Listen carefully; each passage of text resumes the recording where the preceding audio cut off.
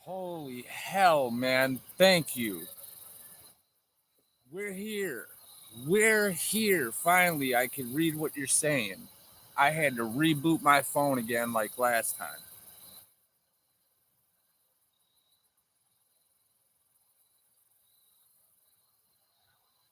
Gee, you ain't kidding, dude. Oh, man. If this wasn't going to work, the phone was going in the river. Dude, the people that were jumping in and out are probably like, hell with this.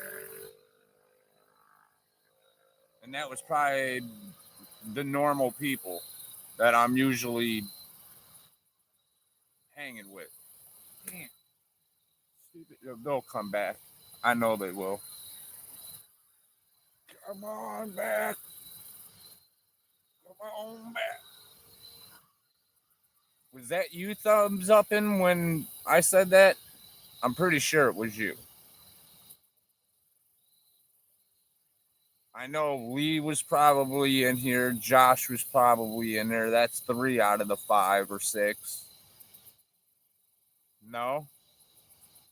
Who did? Were you able to see who is all in here?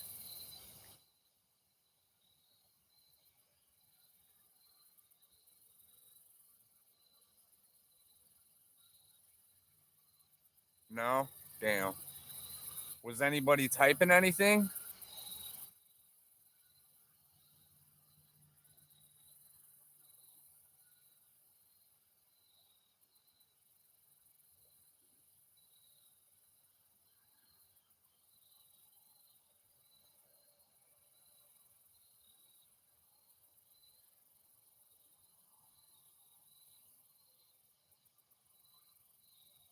Not now, it looks like. I know that ding dong. I'm saying, were other people that last stream that I had on, were other people trying to comment or chat, or was it just you?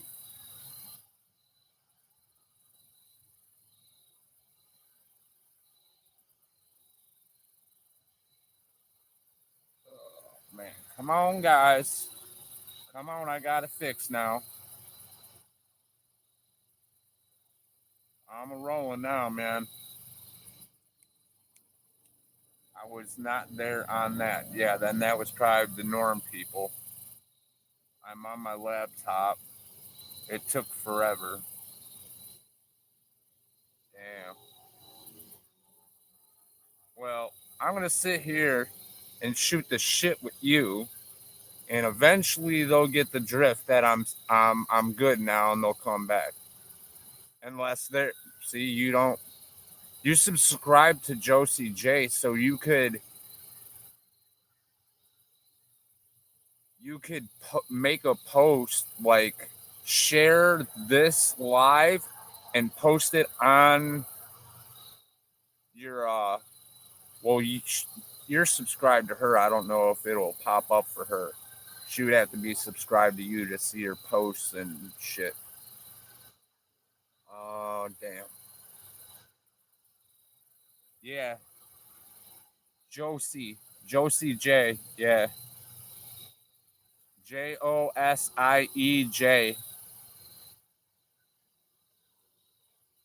But there's a few people there. No, from the people that I'm subscribed to, I don't see anybody live. So it had to be somebody I knew, maybe like Finding Joy, maybe SoCal, maybe uh, Josie. There's uh, shit, there's so many, bro. Yeah, I'm telling you, dude. Like I can't even remember a lot of their. Savage jumps in every now and then, so it could have been any of them jumping in. But you know, yeah. Hashtag Josie J.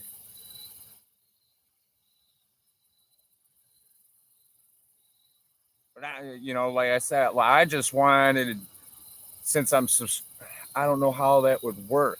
I'm just trying to. I'm trying to get the norm.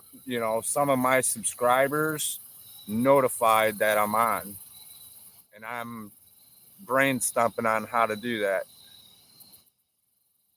Other than people, sharing my stuff to YouTube or whatever, and then some of the regulars start following in. But this river is like a sheet of glass, bro. What you use, shrimp? Yes, sir.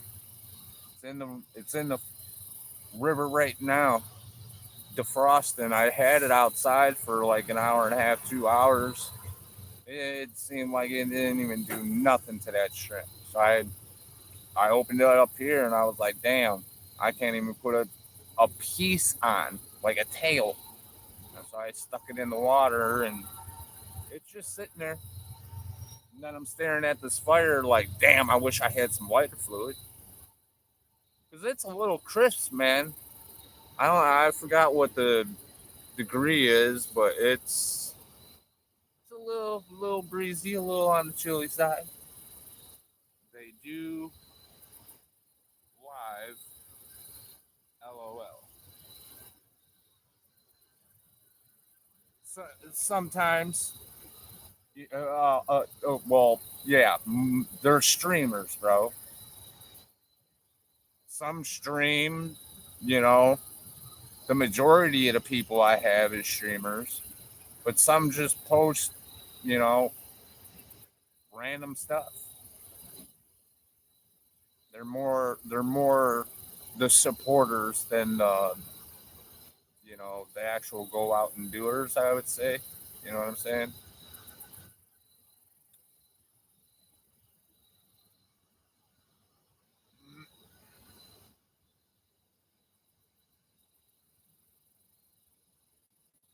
Yeah. Where's only you now? Come on.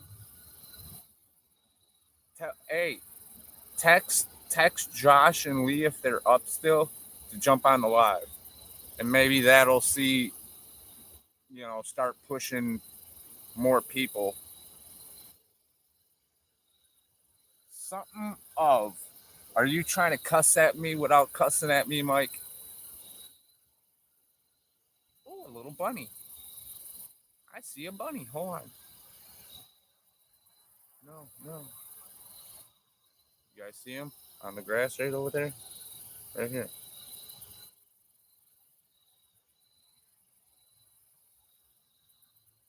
He's coming down.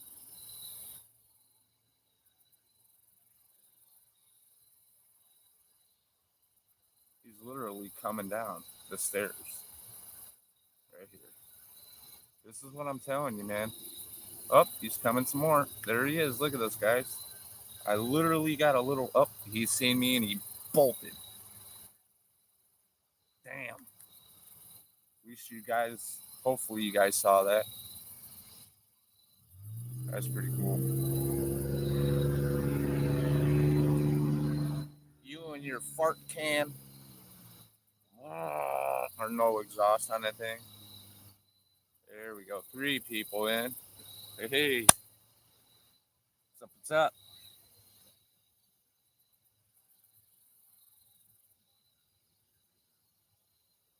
Waiting for the shrimp to defrost.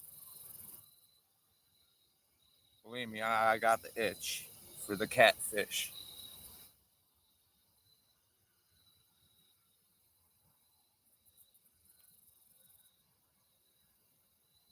I got the poles, but no go because of the shrimp. Come on now, come on. Where do these webs come from, bro?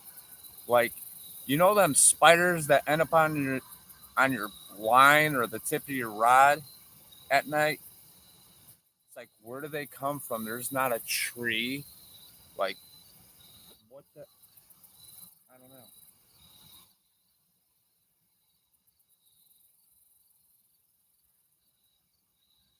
Yeah, I'm sitting on a picnic bench, but them are not the typical big spiders that are chilling underneath picnic benches. Just gave myself a Oogly wooglies, man. Oh, Jiminy Crickets. Programmed spider.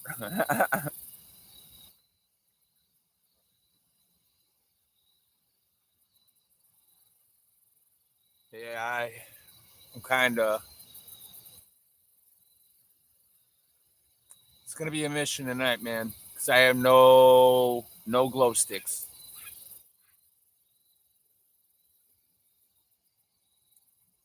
I mean, I do, but they're dead as a doornail.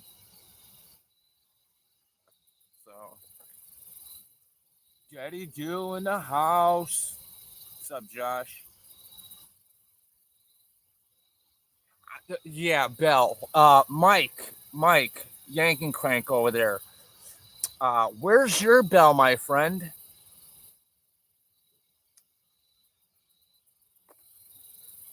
Answer me that. I want to see. I want to see the right answer, not the wrong answer. In the river. That is correct. He hit $100, my friend,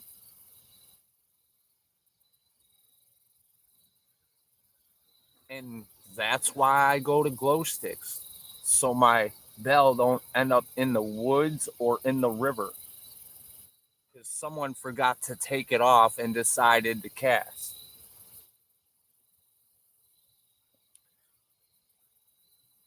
Yeah, I know it was. I think I watched you cast it off because you went to cast, like, whip it behind you, and it flopped into what I thought it was your bait, and it wasn't your bait. Apparently, it was the bell, and you were given that, like, what the boop, what the hell, like, and then you made a cast, and it's like, yeah, he probably went to yank on it or something, and that thing went flying, and no, I pulled it back on that fish. I see that's what Savage usually does. He told, dude, you're dialed in on that pole, man, and then when that thing goes down, you totally forget about that bell, dude, and it goes sing.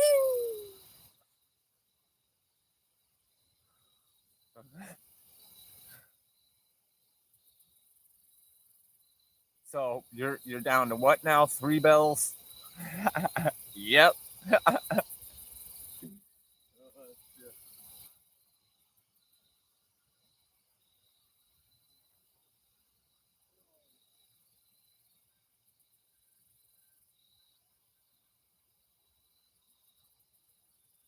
Hopefully, I don't wake up Mr. Beaver. Then if I get him, bro, I'm gonna have Beaver something.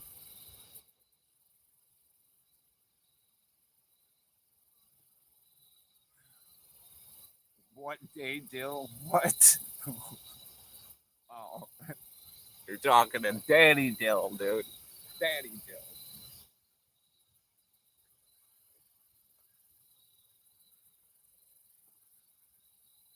See, he's trying to do that pimp stuff, using that daddy stuff, like pulling in the mills.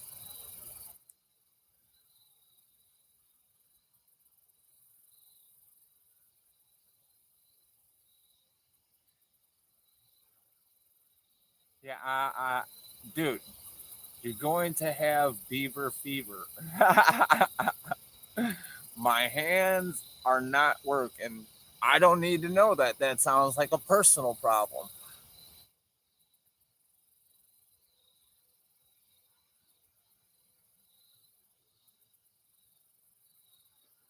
Oh, oh, nice. Beaver, right? Now sounds good. Boulder Harry. Okay, easy, easy. Try to keep it a little on a PG, bro.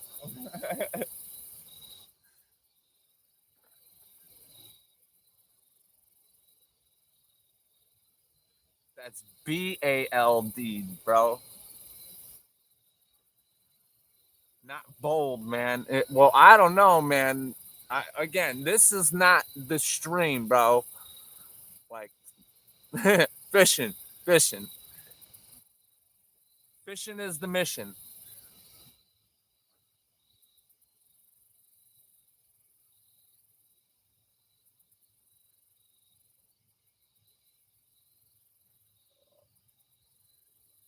You guys are gonna get time the fuck out. That's all I gotta say.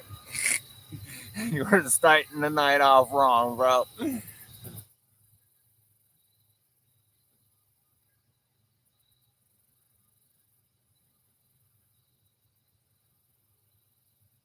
Well, I guess I'll get a little bit more weight on these rods, these poles.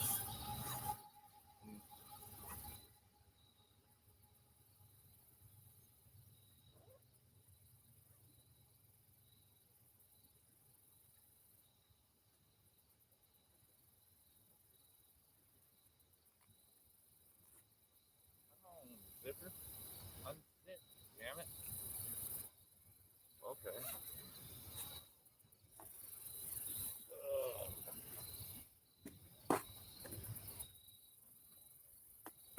You use the same setup set out from out here.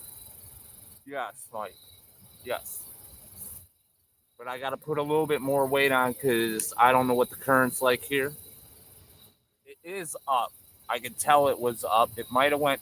It definitely went down some, but where I have the pole holder right in front of it, it's all mush. Like my foot sinks in it, so it just went down not that long ago.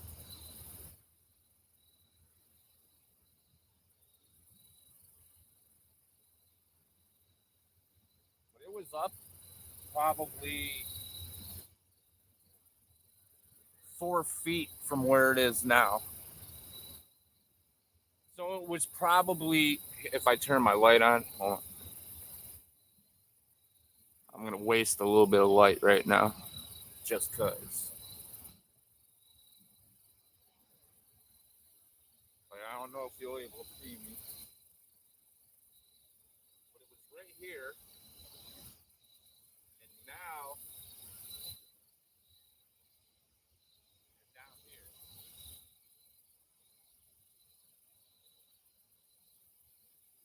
Here,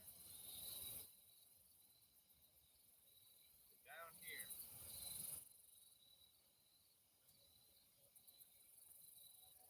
So it was up quite a bit. Oh, okay.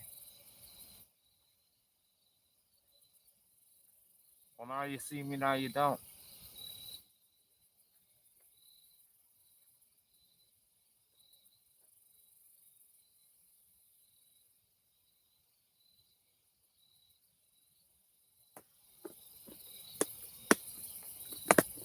Well, apparently it didn't push it, so whoever's in here is in here, and I know who's in here, and I'm just gonna start doing my thing. Hopefully, a little bit of shrimp's thawed out.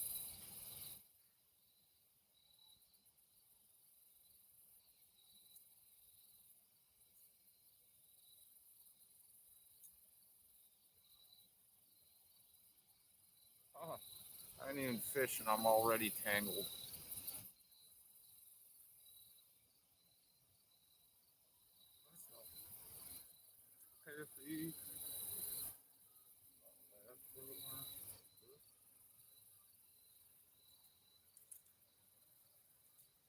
Boy, dude, not in my hand, dude. Come on, bro. Like this is just not starting off great. But usually that's a good sign. Get the bull crap out of the way, right, Mike?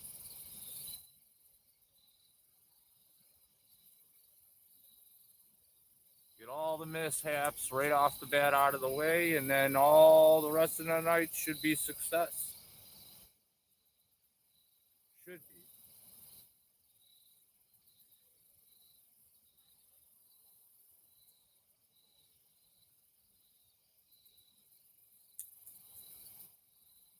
in the hell is this line going?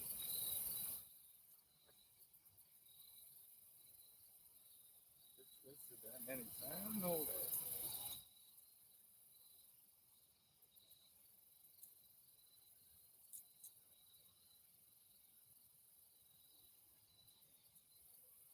Jesus.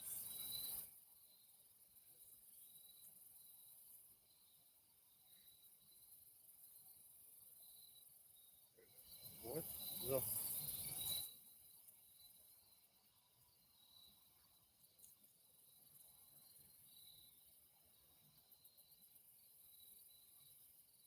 this is gonna be so much better.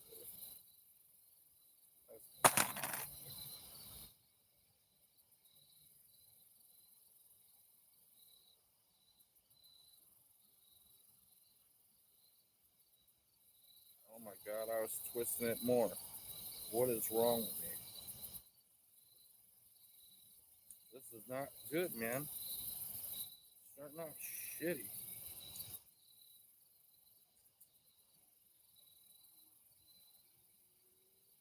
Nothing but uphill from here, Mike.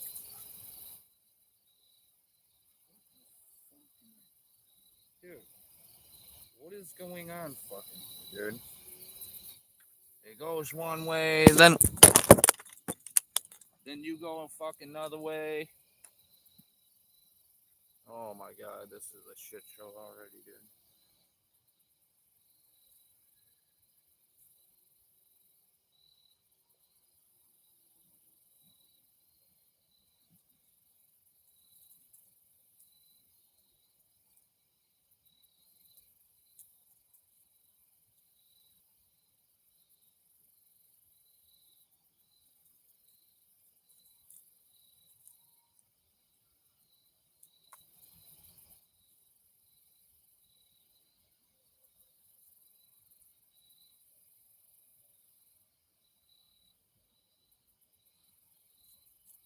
Ta-da! Finally. Jesus Christ. Sorry for using his name in vain, but woo.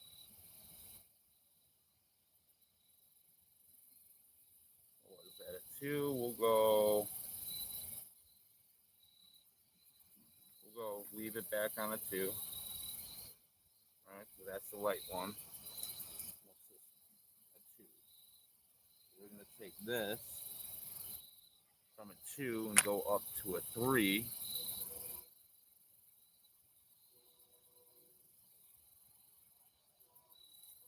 That one's ready.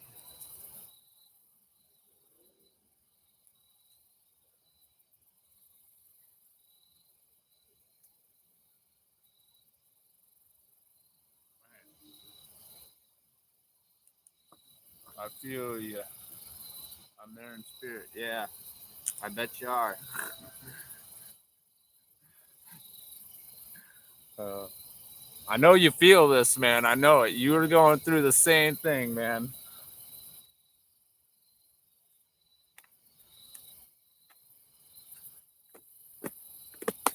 And like I said, it's all uphill from here, bro.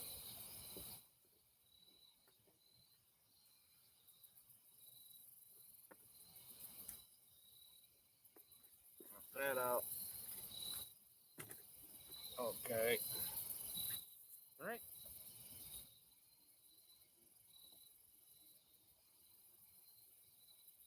Ain't really bugs out today.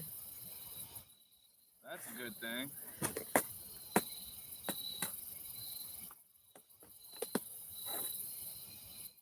I mean, there's some bugs, but not a whole lot.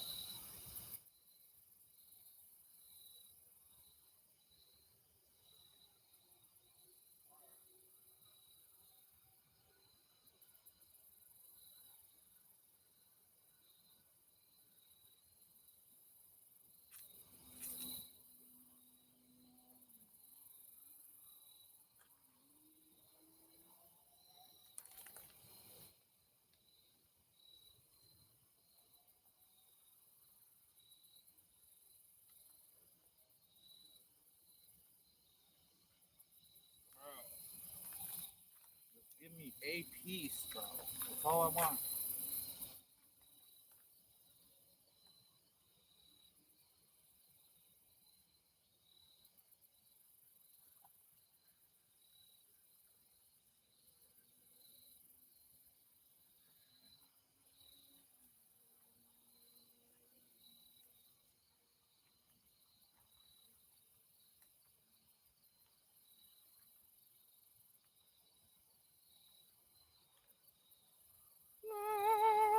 Got one.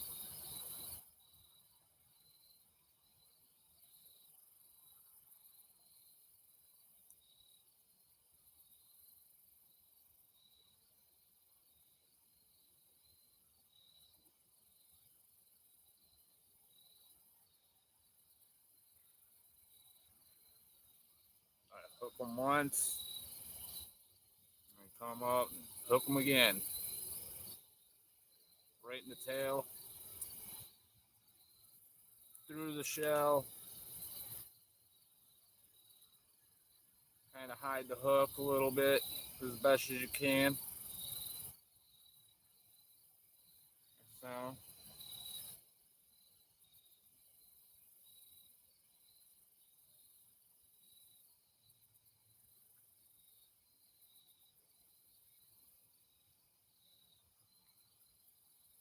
Should I go to the left, or to the right, to the right?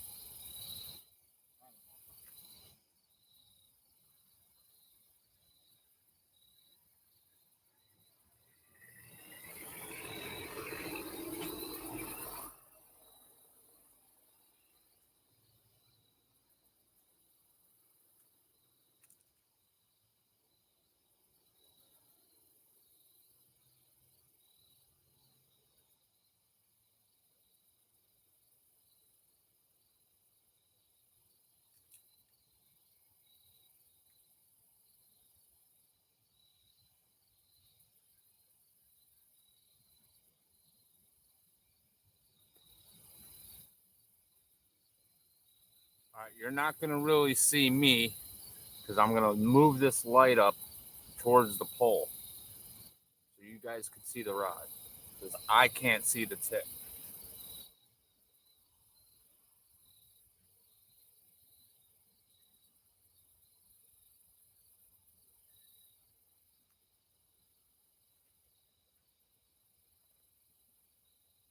Good, good. You can see me a little bit due to the street light, and then you can see the rods.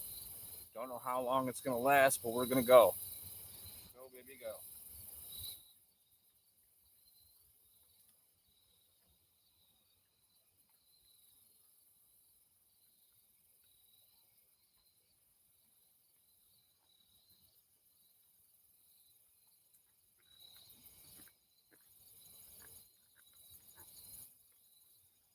Back in the water with the bait because it's still frozen. I could only get one piece out of it.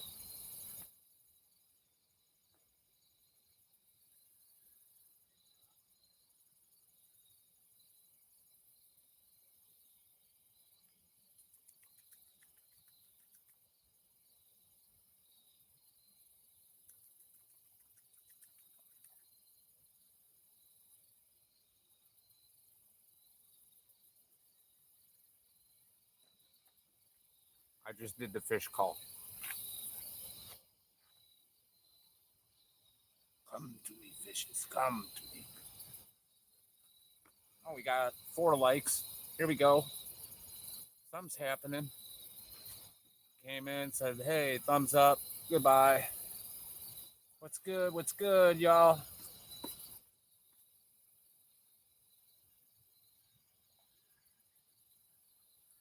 See, this is how it happens, Mike. They go in, they come out. They go in, they come out.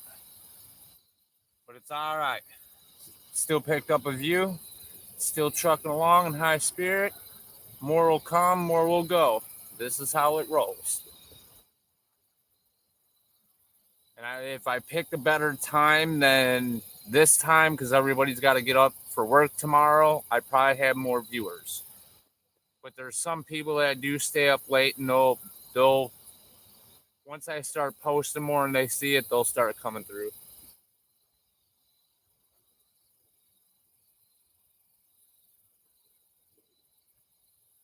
since it's just you and me for right now, bud, I'm killing this light.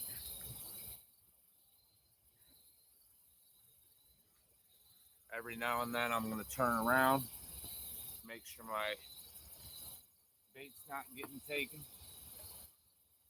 or my pole's getting dragged in. I forgot my cigarettes in the truck. I don't want to go get them because this is what happened last time I was here. But it was with you and getting calls. And then wondering, oh, should I go charge my phone? No, I shouldn't. Turn around, boom, my pole tipped over.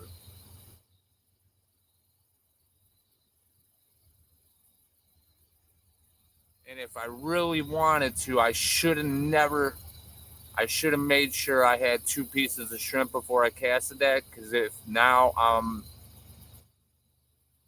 the other pole was going to go to the left a little bit, which I know there's a spot that was producing catfish last time I was here. So if I could get a pole in that same spot, I know I'll able to hook up.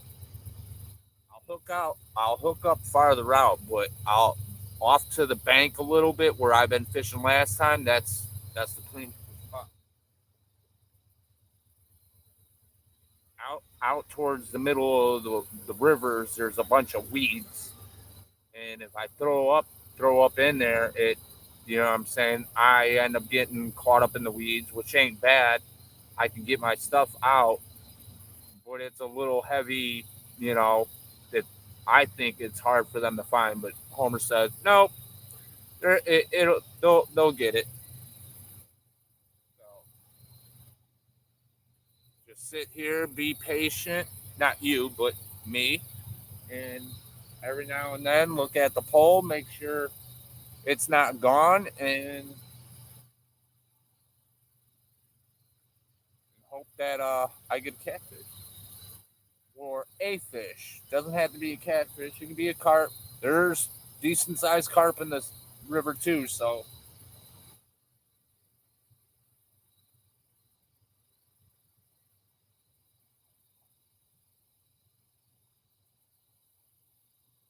I got the I got the shirt on thanks to Sam. I was like, oh man, I know she told Mike how to wash the shirt. So I asked her, and then I'm like, look at the tag, you dummy. So I couldn't even read the tag, so I had to take a picture and zoom in, and I'm like, oh, okay.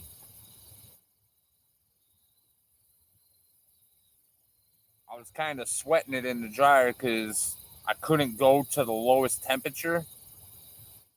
So it was like, I went on to the lowest one that they would allow me to be on, and I did the gentle, dry, and all that. But it came out still looking like, you know, we got handed it to by that dude in the store.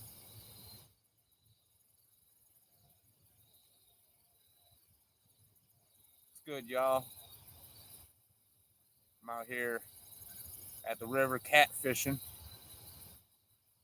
Just got one pole in the river for right now. I'm waiting to thaw out some more shrimp to get another piece up out on the other pole.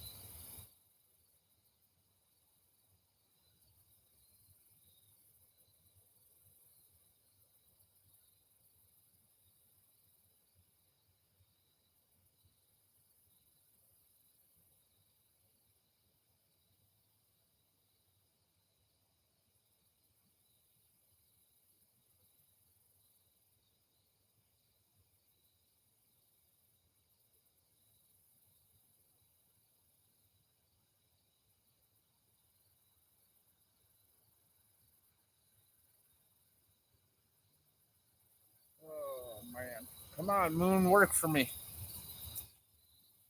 Taking dogs out. Take them out.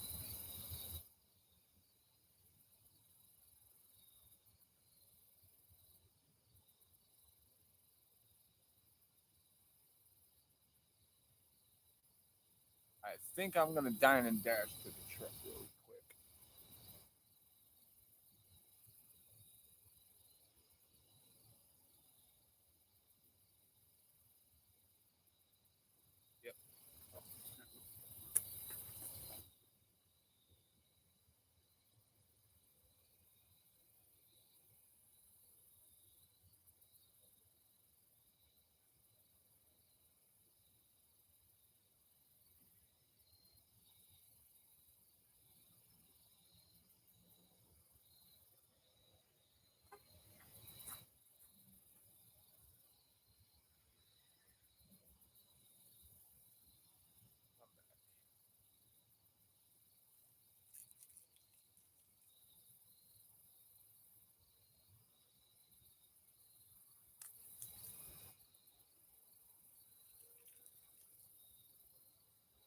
Should I bust out the Josh Burner 2000?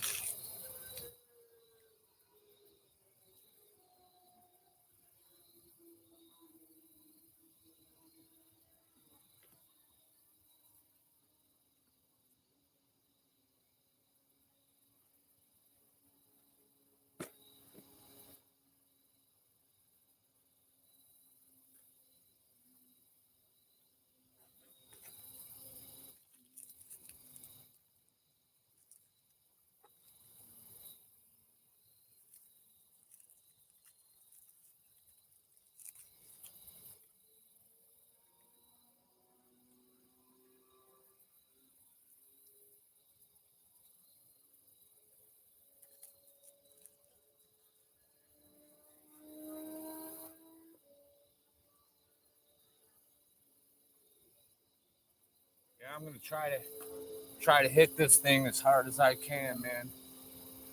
I'm gonna I'm gonna put the pedal down to the metal, and I'm gonna try to stream every day at least. Since it's getting cooler, I might get out a little bit earlier and do some fishing while it's still light out, so I don't have to carry out a light and, well, two lights, the headlamp and my light. But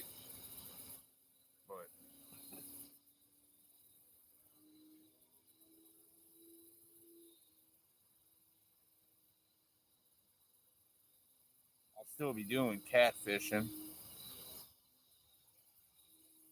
Maybe I'll do have one pole out for catfishing, and then one rod, either pick up my bait caster or my spinning reel and bring that set up for bass, and then while I'm waiting for a catfish to hit, fish for bass. And just hit it hard as I can.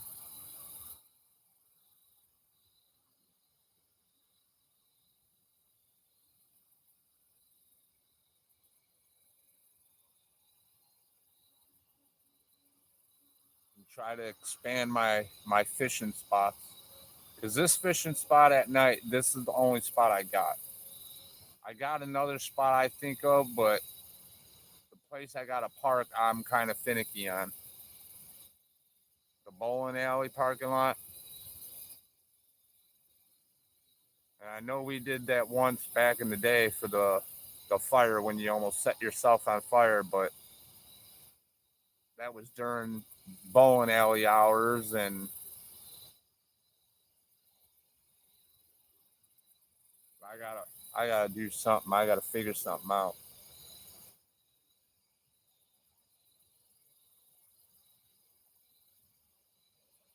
I'm getting a little bit better with this camera shy crap.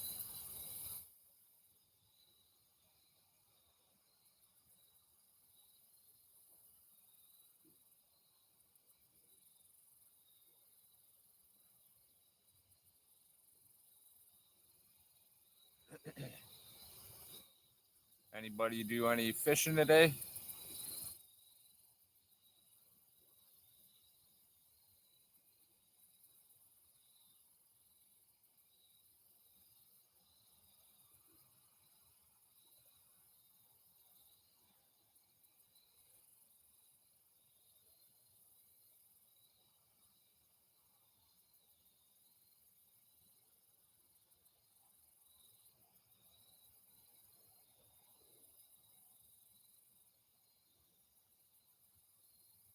Need to get this party started, guys.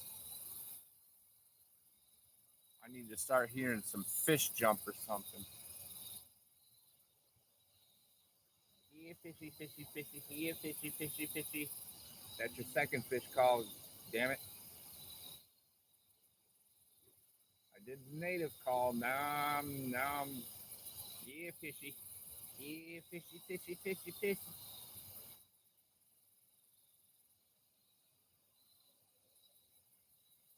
I'm back. I'm back. I got you. I got you.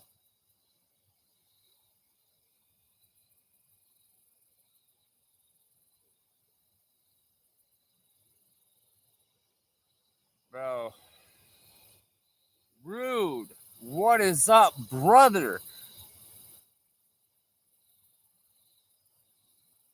How have you been, man?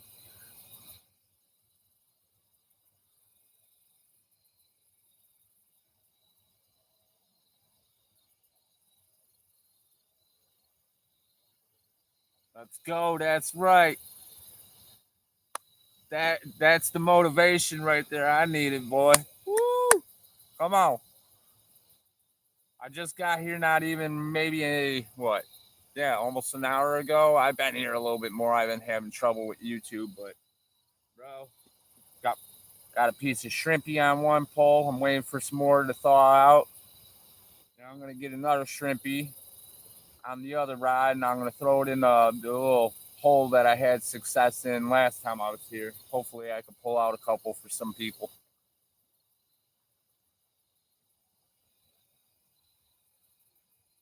I got a light, but I'm trying to conserve it. The spot that I'm at, it's showing me pretty good, so I'm like, I know you can't really see the rod. The rod's out there, man.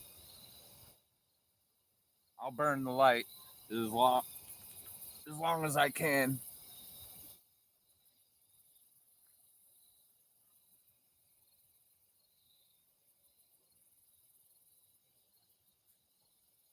There we go. I don't have no bells.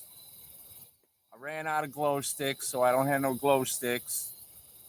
So either you guys yell at me when you see that thing start bouncing or trying to take flight, and I'll try to not trip over this picnic bench seat that I'm sitting on and get to that pole without going swimming, which I'll go swimming for a fish.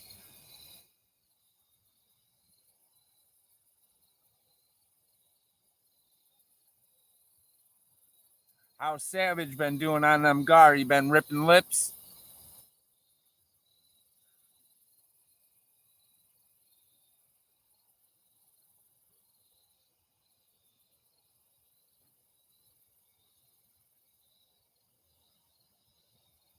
Yeah, I got that headlamp.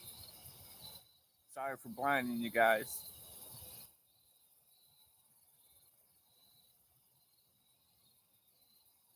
But I like everybody able to see the pole, you know?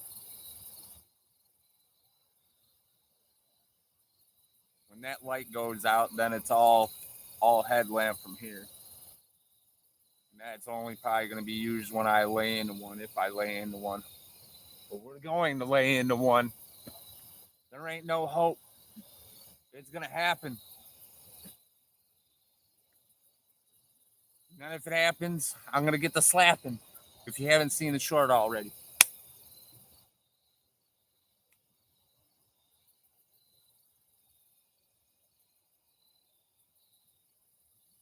Yeah, I went out to Kentucky for a week.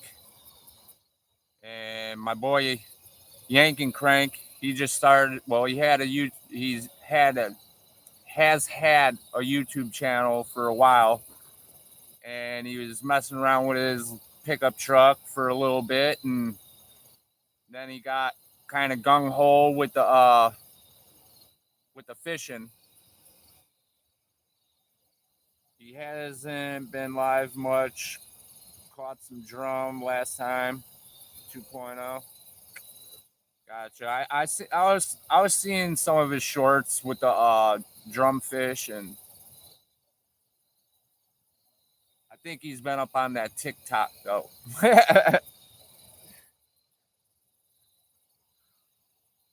back, Jack. Come back.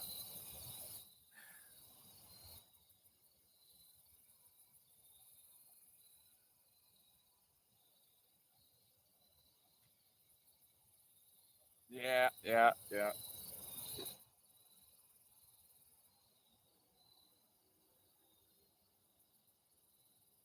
But he's grinding, man. Man on a mission right there, brother. Hit all them platforms.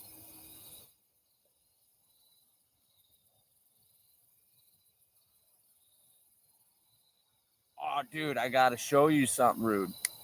While I was out in Kentucky, me and my boy, Yanking Crank collabed on a T-shirt, and we came out with a T-shirt for when I was out there. Gotta check it out. Let me get my light.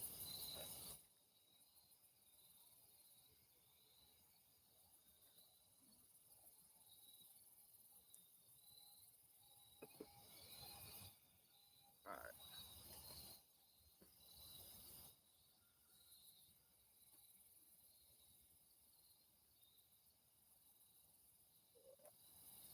Yeah, got the SDS. Bam. And then on the back,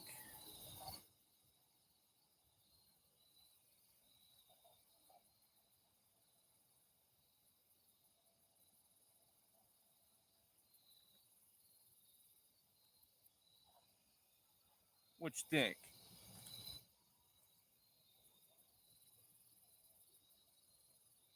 Fire, right?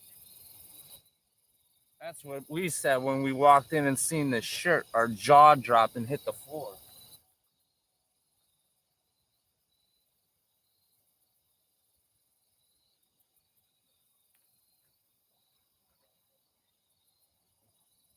Even the shirt maker was like, dude, the colors on the shirt. He's like, I just can't stop looking at them colors. Like, yeah, dude, them colors are popping for sure.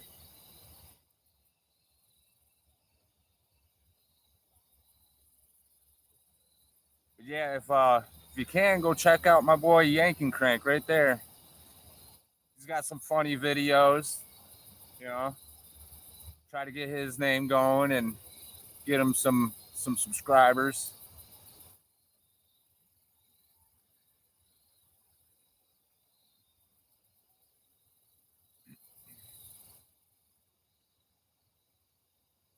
Yeah, it is amazing. Dude, every time I look at it, it's just like, dude, I can't believe we did it. Like, we collabed on a shirt and then made that. Like, damn,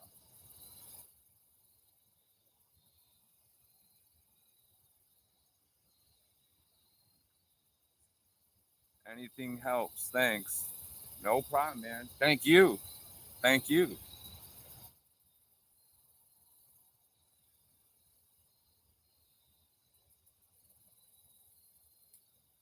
Like I said, going out there having fun with one of my old friends that I grew up with since we were in damn what grade school, 5, 6, maybe 5, nah, about 6 or 7 years old.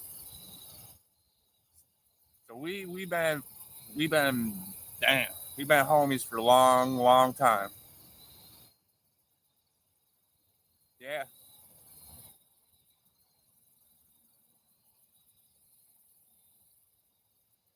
Well, like I said, time with that's all we have is time, brother. We just gotta take it and make something of it. And this is that right here.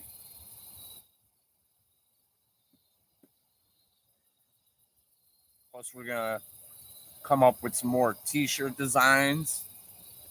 Do some more of that. Try to expand. Grow, man, grow.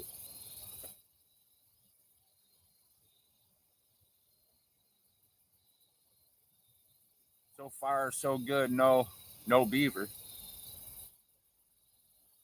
Yeah, I got a beaver problem over here, Rude. Every time I'm here, he'll either cruise upriver or downriver and start slapping the shit out of the water. And then I got a bullfrog sitting off to the side, starts croaking at me, like laughing.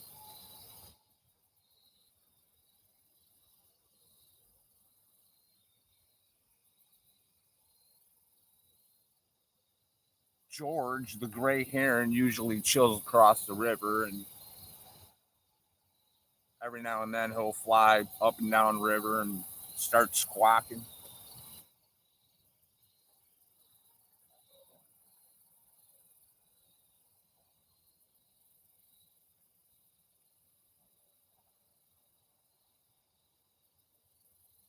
Hell yeah, Rude.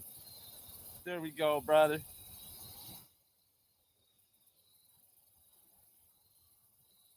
Now you gotta go check him out, Mike, and go return the favor.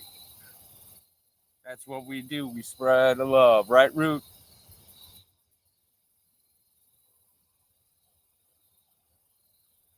We're all going to the top together.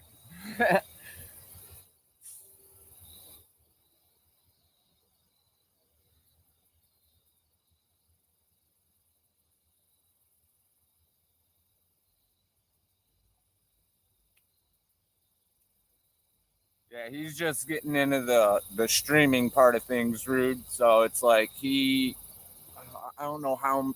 I think he only did one live at the Tennessee River while I was out in Kentucky. Maybe he did more. I think he only did one though, right? Right, Mike. You only did one stream so far.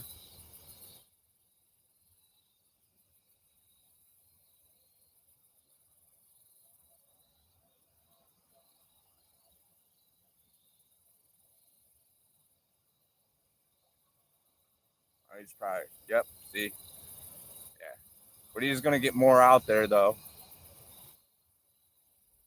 Yeah,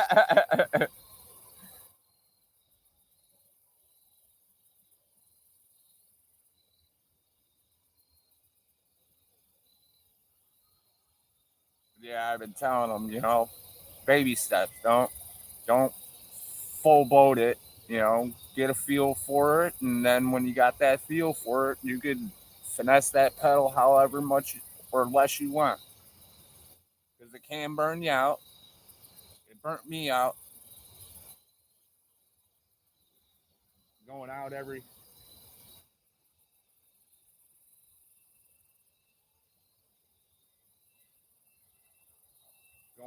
day in the sun. I thought I got a hit.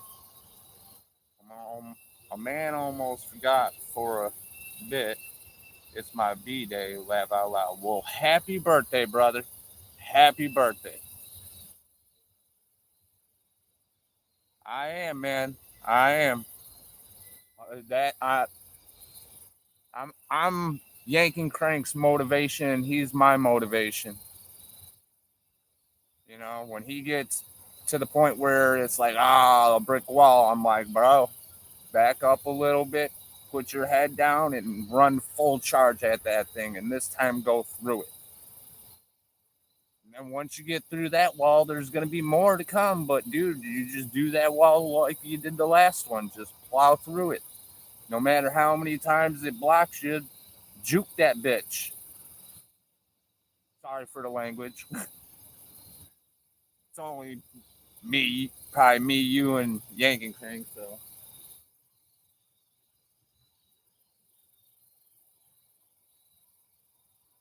do with Devin Hester or you know, uh, you know, I see the name. Damn it! Oh, shame on me. Shame on me for forgetting this guy's name. Walter Payton. Shame on me. Shame on me. Just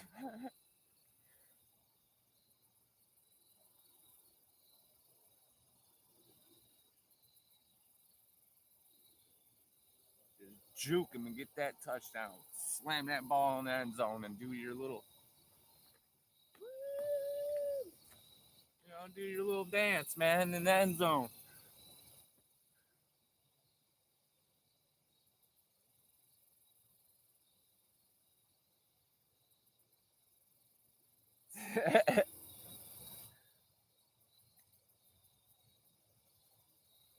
Go see if any more of that bait's thawed out.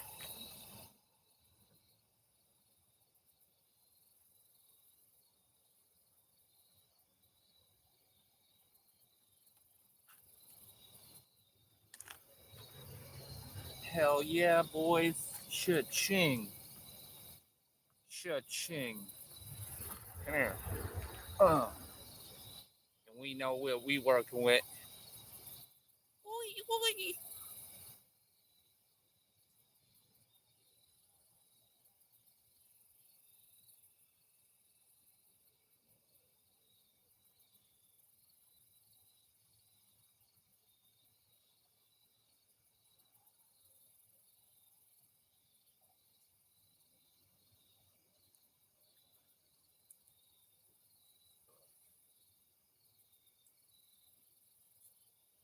Got a bobber, a hook, going down to a sinker slider that I make. You know what's up, Root? That's right, brother. Those are the weights I make. I make more.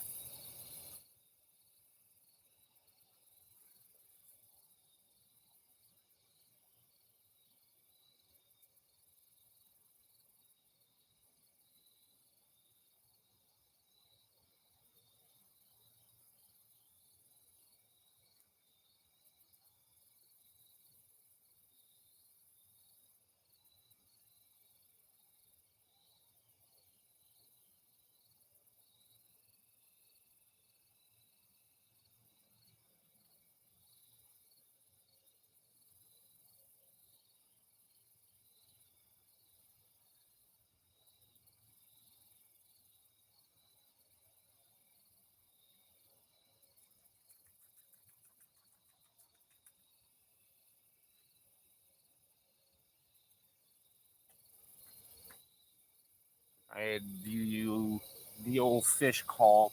It worked out in Kentucky. Let's see if it'll work now. Game on, boys. 2 poles out. See if we can get a kitty cat.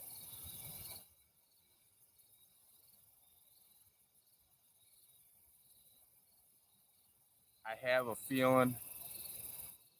Oh, hell. This one right here is going to get hit first. This reverse camera, man, it's got me all messed up. Oh, you got a hit.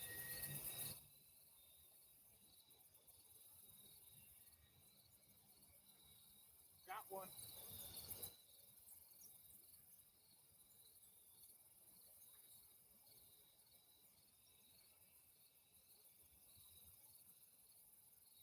Money, boys, money. Dinner, dinner, dinner, winter chicken dinner.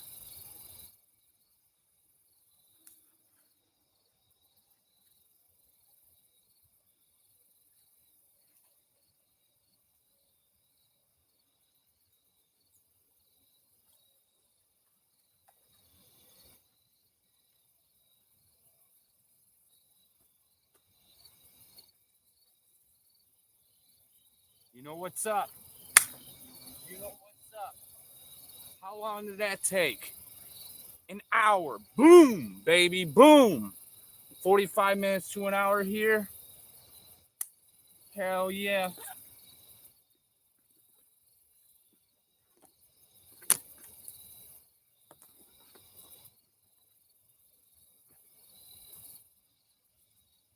I'm going to steal the light really quick so I can unhook him safely without getting stuck. Stop barrel rolling, stupid. You're caught already.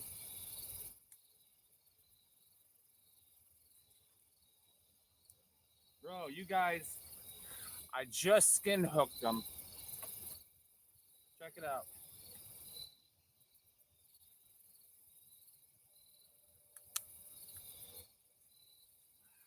Stop wiggling. You're done. You're done. Just skinned hooked them.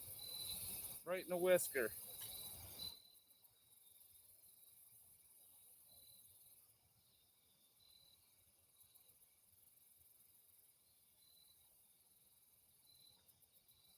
Now, because he's probably, I ain't gonna get my damn hands near that hook. Have a 10-aught circle hook go through my hand. Buddy.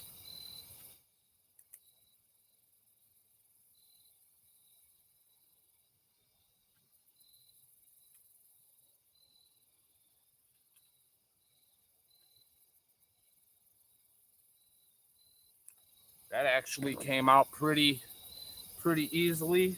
Let me get. I still have my bait. Still got my shrimp.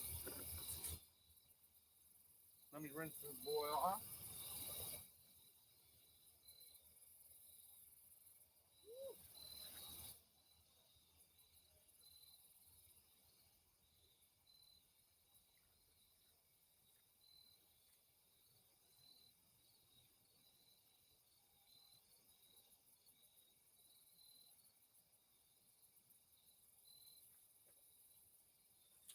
we go, boys.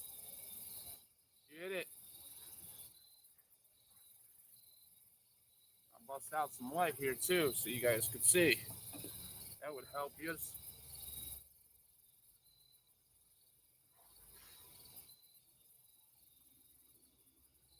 A good eater, probably 2-3 pounds.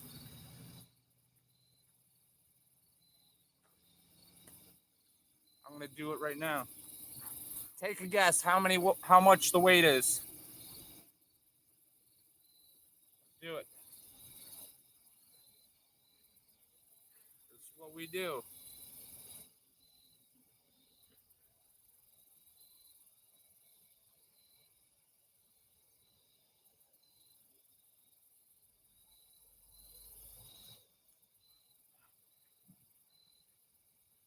You say 6, Mike?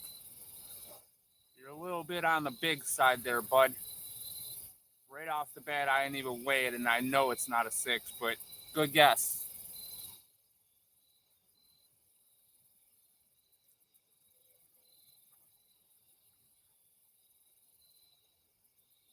I don't know if you guys could see that.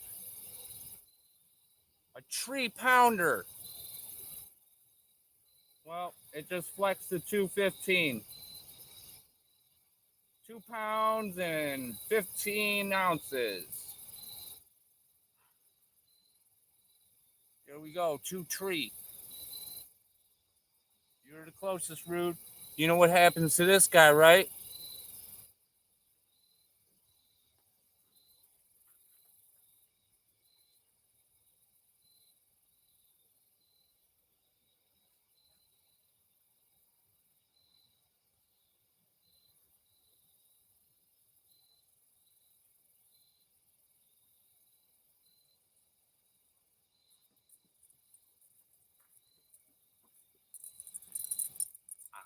I lied to him.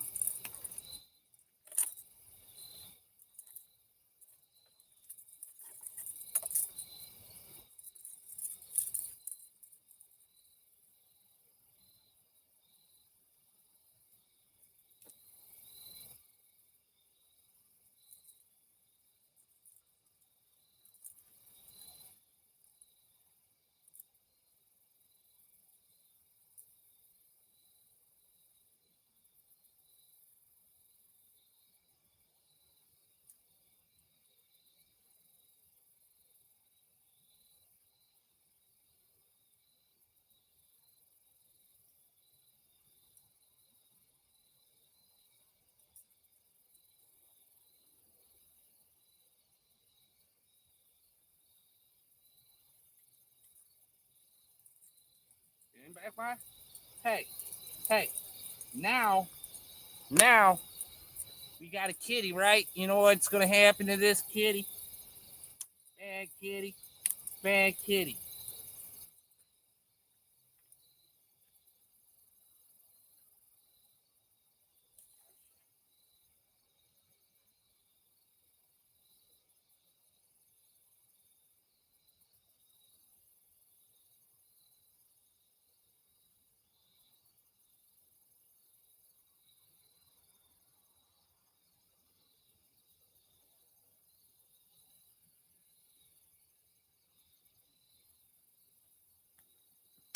Let's get another one.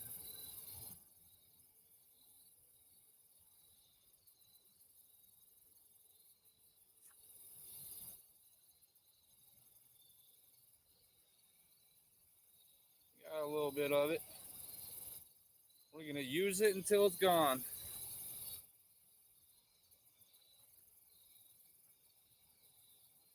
Put that back down.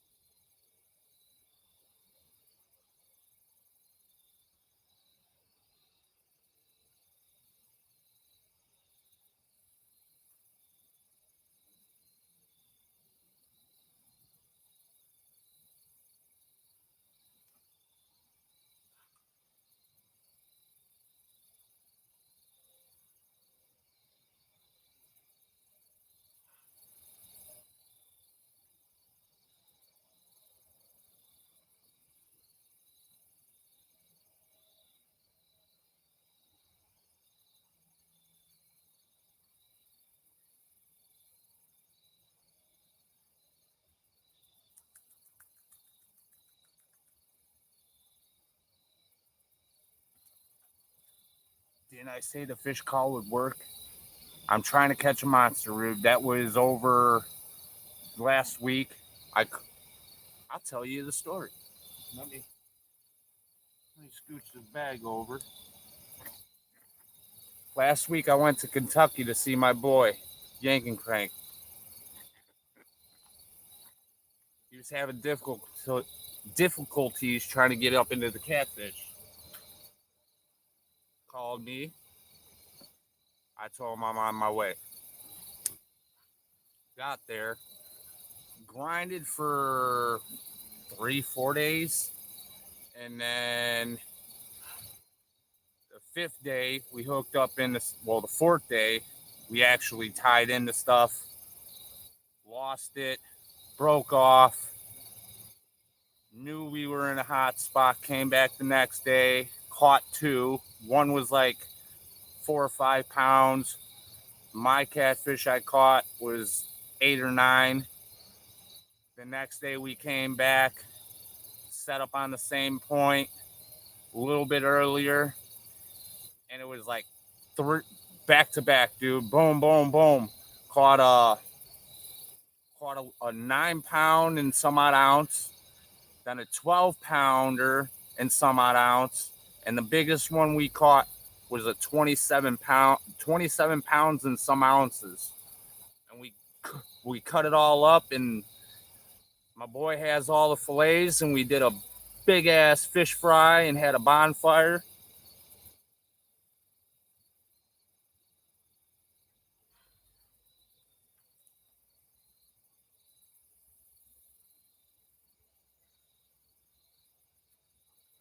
So we totaled out about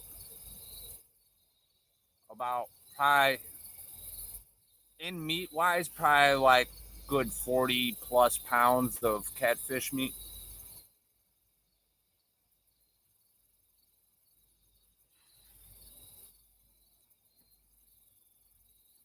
Yeah, but you know, had a little excursion. It was fun.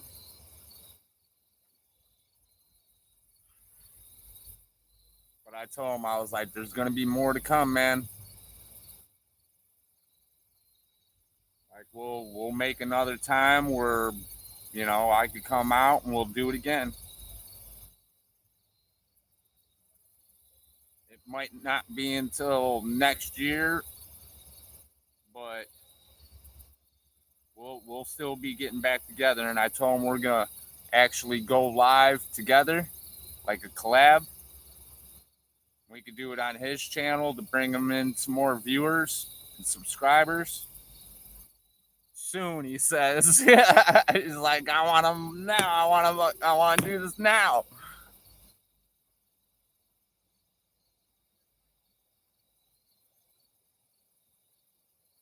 We're gonna take this thing to the moon and back.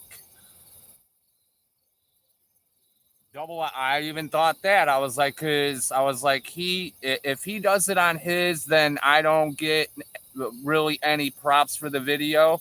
So it's just like we did at the pier. I was like, you go live on your channel and I'll go live on mine, and we'll jump in each other's live every now and then and shoot the shit with everybody, and then go back to our live.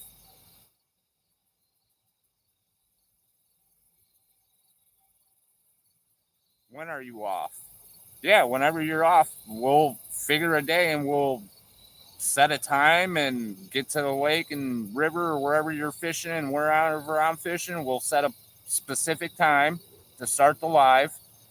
And at like say 5 o'clock sharp, we'll both go live on our channel. Soon is the word of the night.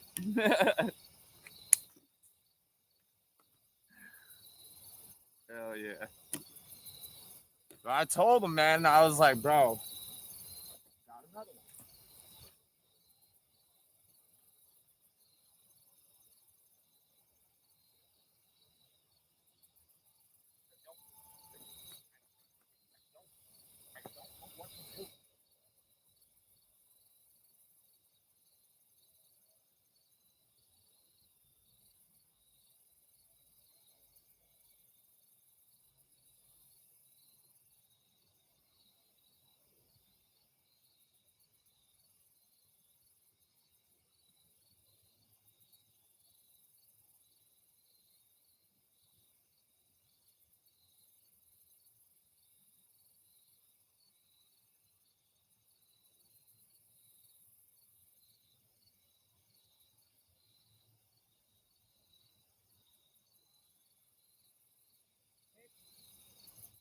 you gave me?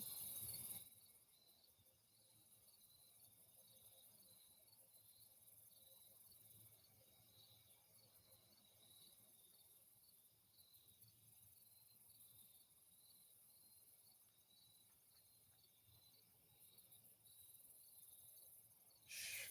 They don't know I'm gone yet.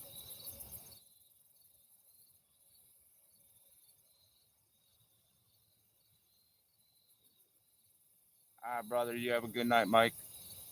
I'll see you on the next one, or I'll call you tomorrow.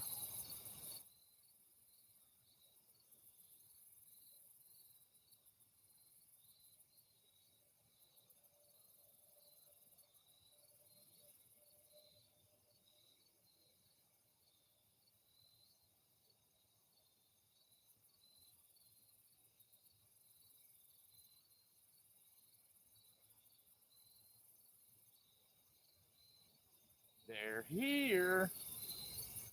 Later, brother.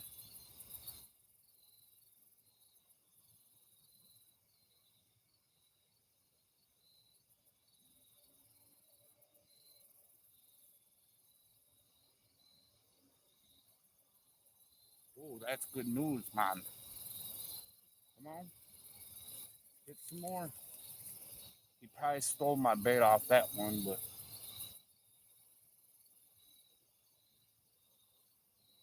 we'll give him a minute before I decide to bring that back in.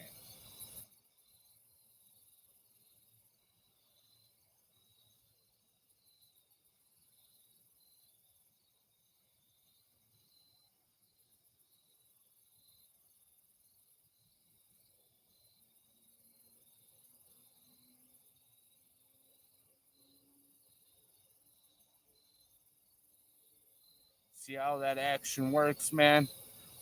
One pole starts going, then you pay attention to that one, then the other one starts hitting, then you pay attention to that one, and they quit.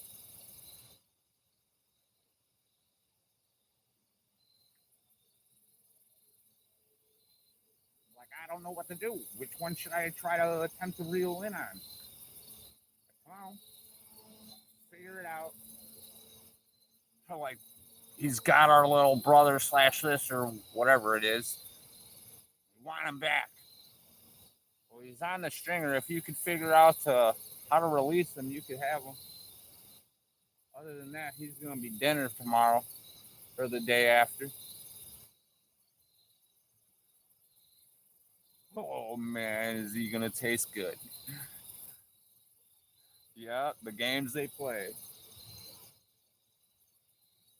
The last time I was here, my buddy would call. Like, I went to go up to the truck, and I'm like, nah, I'll turn. I'll end up going up there to the truck, and my pole get hit. I literally was standing right next to the picnic table I'm at, and I turned my back towards them, and then I turned my head around, and one of my poles was literally over and getting pulled in, and the only way it stopped is my reel hit the pole holder, and that was preventing it from going in. I ran down and set the hook. Then I called my friend Mike because he was complaining he was catching a fish, so I Facebooked him. I'm like, look what I got there, bud. He's like, no way, you just showed up. I'm like, yeah, bro. He's like, what are you using? Shrimp? And then he's like, all right, let me let you go. I got to do something. I'm like, all right. And then I'm like, oh, I'm going to stick my my phone in the truck to charge it. I'm like, nah, I better not, man. Fish will hit it. Did the same thing. Turned my back, turned around. Then the other pole went down. And I ran in and set the hook, and I actually brought him in, but I wasn't able to keep him because I left the stringer and the cooler at home. So I was like, I'm not mentioning the cooler or stringer while I'm at the river. So in case they're hearing, and dude, I kept that on the DL. I whispered that into the phone, dude, like so they wouldn't hear it. And apparently that goofball didn't hear it, but I clearly have the stringer and the cooler in the back of the truck.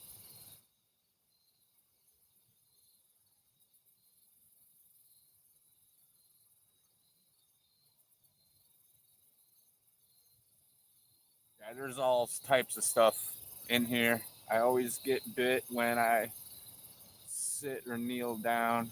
I've allowed. I'm always standing. So am I.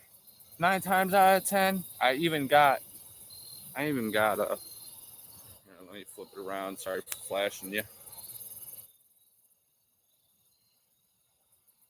I got a little fire pit, but dude, like, and I got wood. Somebody left their trash. I'll end up grabbing that and throwing that in the back of the truck. Actually, fuck it, I'll do it now. Not my garbage, but this is what I do, bro. Assholes leave it. I grab it and take it. Right up here, up the stairs. Right down here. Right in the back of the garbage goes home with me and I throw it in the garbage.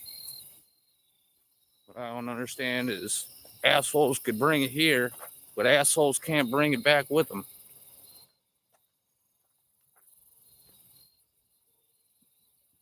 And hence the reason why I can't really fish at night. The only the only reason why I'm able to fish this spot is because one, it's not a forest preserve. The DNR or Forest Preserve organization doesn't own this part, this little area. A railroad, well, not even this spot. The railroad don't even own. If you go more that way, downriver, then it's owned right behind my truck where I'm parked. There's a thing that says closed at dusk, personal vehicle, or basically permitted vehicles only, da da da da da. It's only for railroad people after nighttime. Daytime, though, there's a few more fishing spots downriver that you could use, but at night, they tell you get the hell out of there because they start fires, leave trash. It's just goon stuff, dude.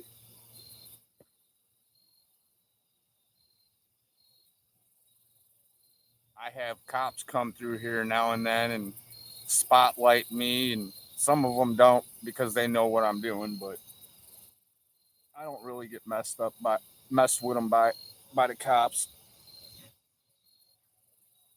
Most of them I actually end up having decent conversations with, so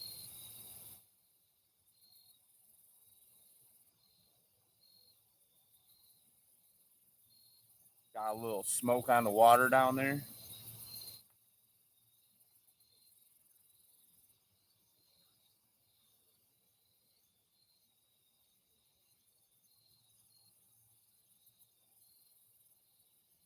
I would have brought something to cheers on, but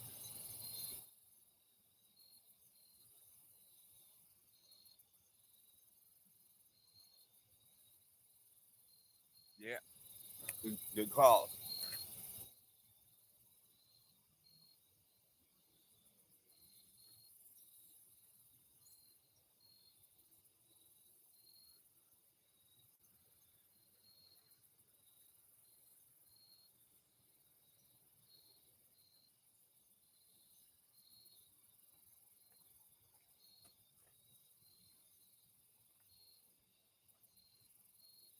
It's still money. It's just my rig got wrapped up.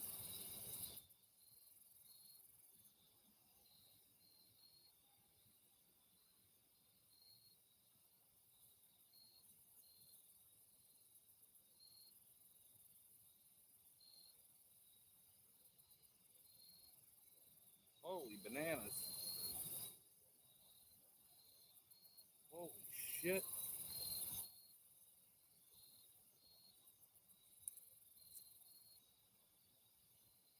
Okay, grass out of there. Where we at?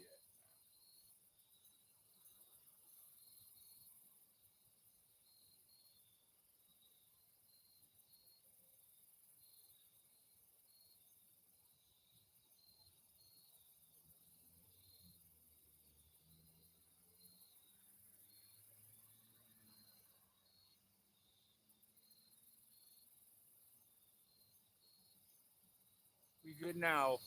We good now.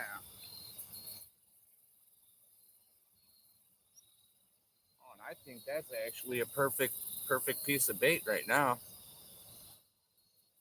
Just enough for him to chew and get that little hook in there. I went from a full piece of shrimp to this.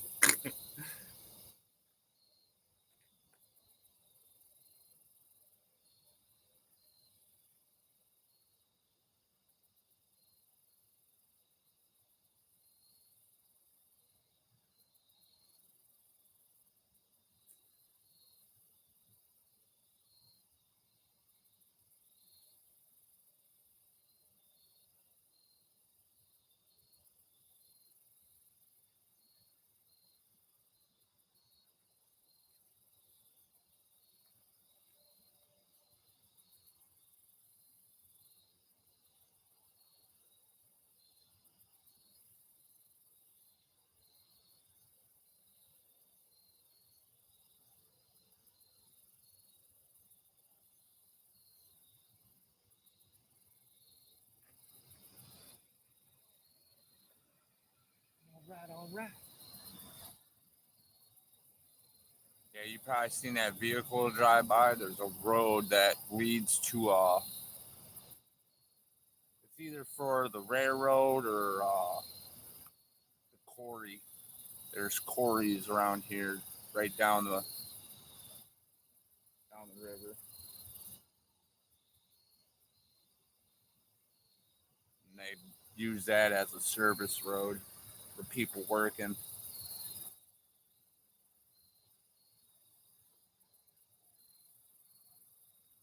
Well, hell yeah! I think that one catfish is trying to swim away. He started swimming downriver, but he don't realize he's on a stringer and he can't go nowhere.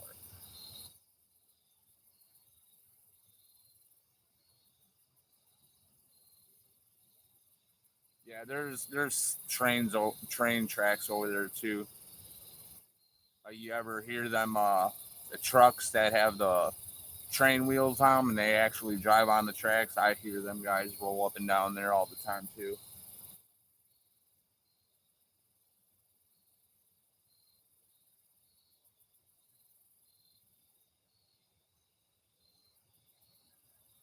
Yeah, this spot it has like a little culvert hole. Here, I'll show you. There's not that many people around. You walk over here because it's kind of muddy. But there's that culvert hole. Oh, you ain't gonna able to see it. Maybe you can. No. But there's a culvert hole over there that discharges out into the river. Let's see. Yeah, there it is. So I'm like right next to the dish out into the river, and I'm like set up right here off the little point. I would call that a point. And I just cast a little bit downriver and cast a little out towards the middle of the river, and then let her eat. And then you could walk down that way. Not really, because it's all overgrown. There's a little boat launch, and then there's another spot like this after the boat launch, and then another spot, and then that's pretty much it for the rest of the way down until you hit a actual forest preserve. Oh, yeah, let me turn that back on.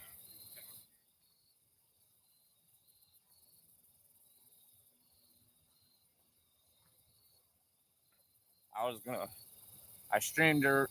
I streamed a stream earlier and just doing a recap of the weekend, and I'm starting to get more into the flow of things again. So I wanted to go fishing yesterday after I got back, but dude, that 5 hour ride and the grind that whole week, man, I fell asleep about 11, 12 o'clock last night and didn't get up until like 12. I was just, dude, at one point, I got out the truck on the ride home and I almost collapsed in the gas station. Like my legs, like they were done. Finito.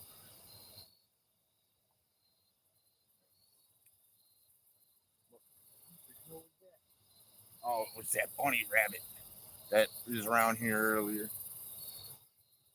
Damn thing came down the stairs and got like a couple feet away from me, and I put the light on him, and then he tried to make a couple more moves, and I moved something, didn't make no noise, just moved, and that dude, he down in first, it shifted into second, that rabbit was gone.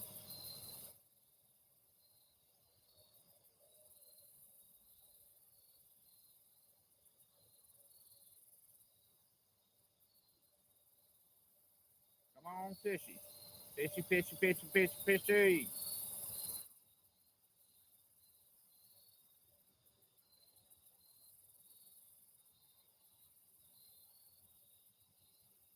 Yeah, a few weeks ago, I was at this spot and I was getting eaten alive, man. Now it's so cool, like it's actually forming condensation, like on the picnic table, like just the dew in the air, the moisture.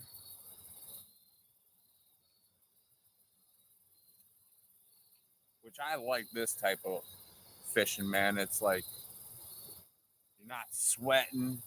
There's not a crap ton of bugs flying around. Now in Kentucky, hell, that was a totally it was opposite.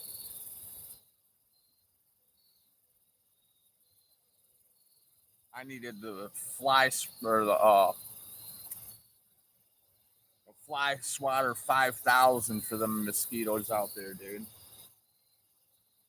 And when they bite, dude, you get spots like that on you. Like they swell up like that high, about that round.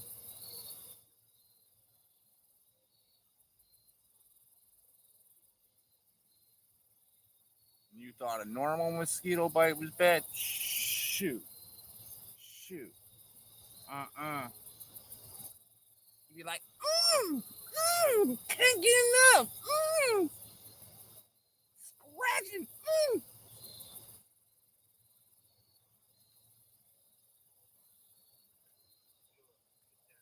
Somewhere else. Here we go. Put it back in the bag. How about that? I don't have to forget my bags here.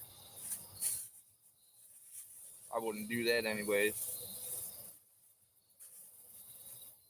I double, triple check the area I'm at.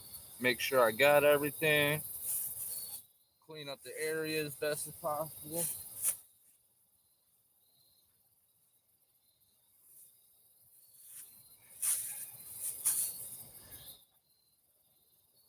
Another reason why I like this spot is it's kind of secluded. Like there's even if somebody did come here, there ain't a fishing spot for them to fish.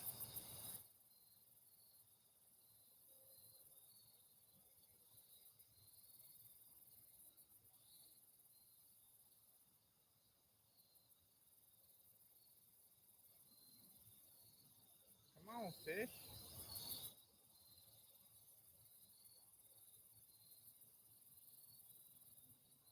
Yeah, kitty, kitty, kitty, kitty. Come jump on my line.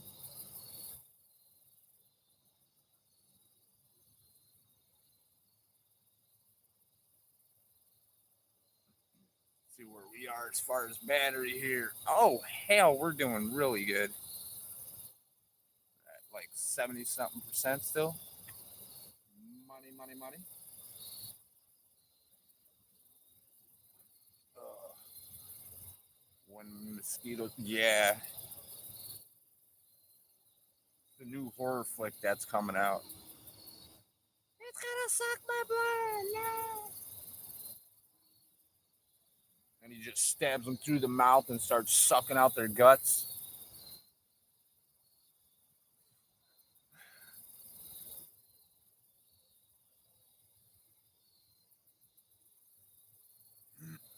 An hour and 33 minutes with one fish. Let's go.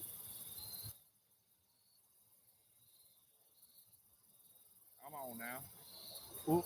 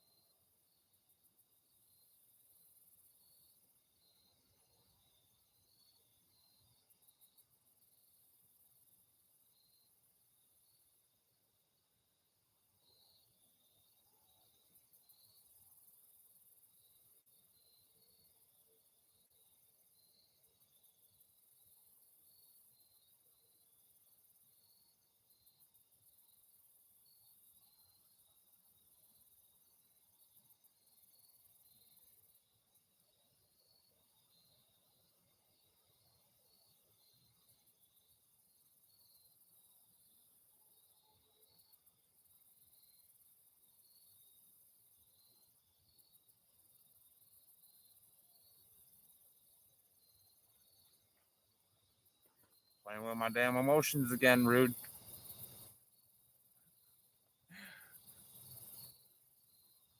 Yeah, I know. And bats too.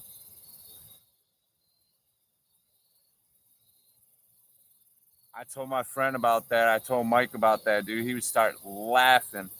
I was like, dude, he didn't even know it was on him. And he turns around, he's like, oh shit, a bat, and he starts flipping out.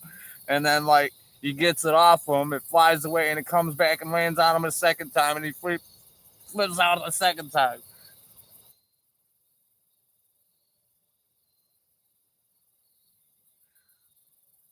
Hell yeah.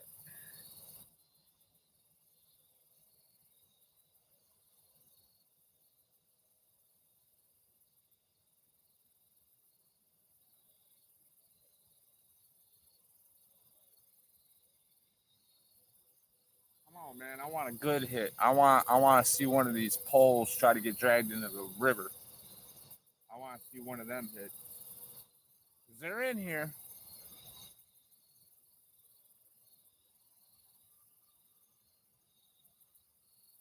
The last one I caught out of here before I went on that trip was probably like a 6, 7 pounder.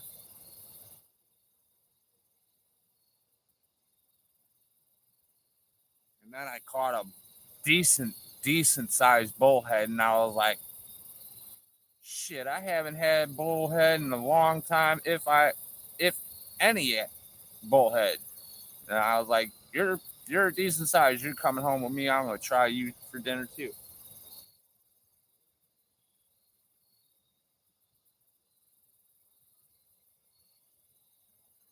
I hear people saying, oh, it's this type of taste and it's that type of taste, and it's like, well, my taste buds ain't your taste buds, so I gotta try for myself.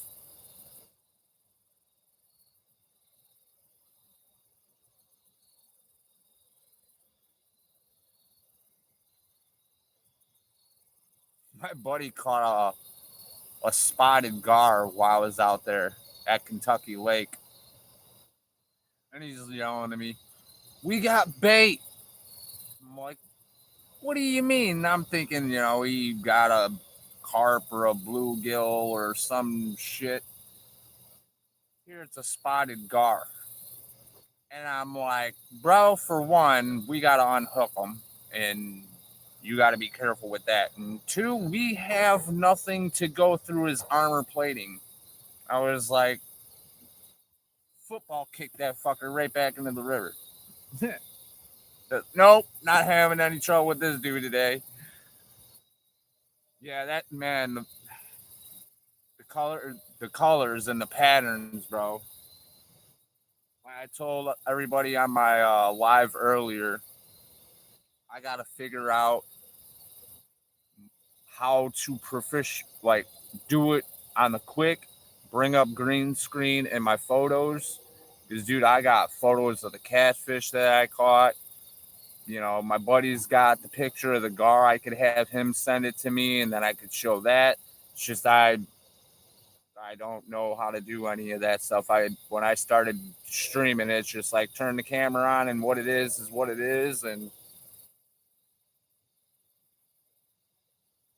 maybe I should just do like one of these days do a private live just so I could go in there without messing up anything and just start tweaking on stuff, seeing about green screen and all that, and figuring out. Then I'll able to do more stuff like that. Expand the channel. I started making posts. I never really did that, so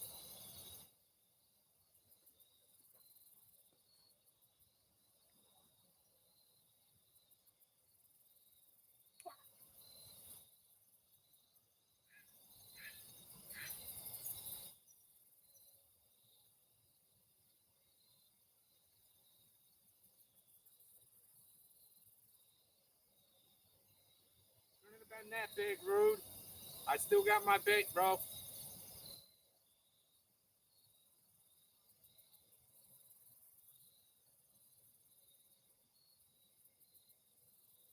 Don't you even say the T word, bro. I don't even want to hear it.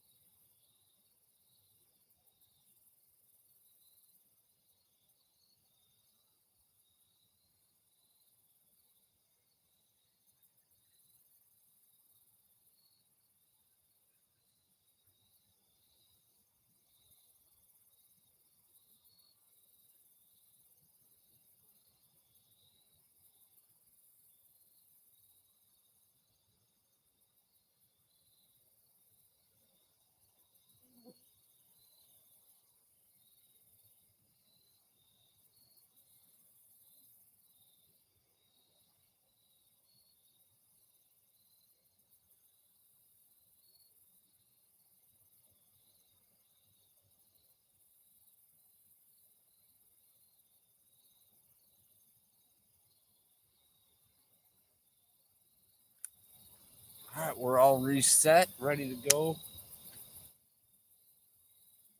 Another round.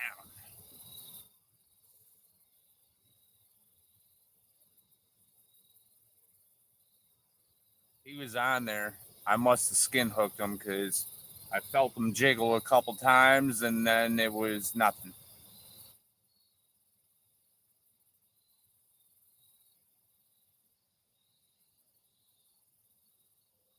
I'm thinking it might be the size of the hook, but I don't think it's.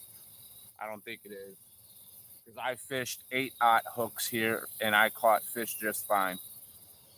I just went up one size from that. I'm using 10/0 because that's what my setup was in Kentucky, and I just wanted to try to see if it'll work. But it worked. So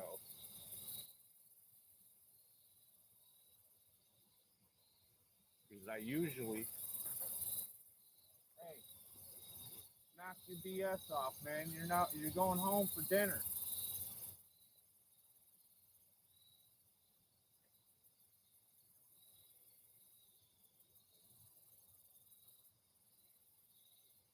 Damn fish jumping around.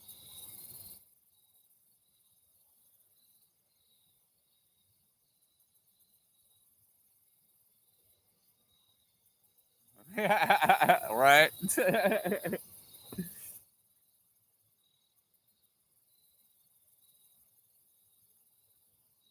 So they're in here, man. They're big, big ones in here.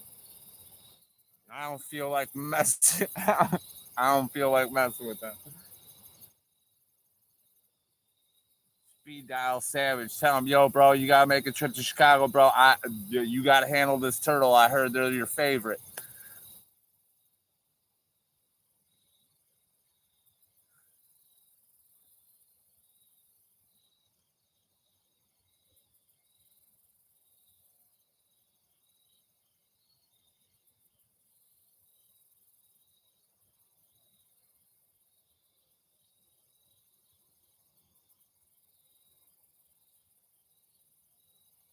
on, man. One of y'all get the big cojones and pull that pole in the water, or try to at least.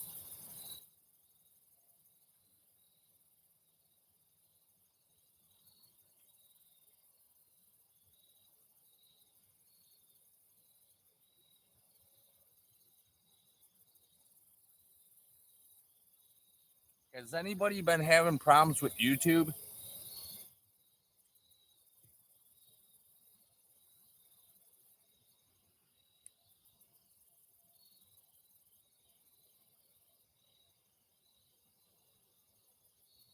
Because that would be I started my live like 3 times,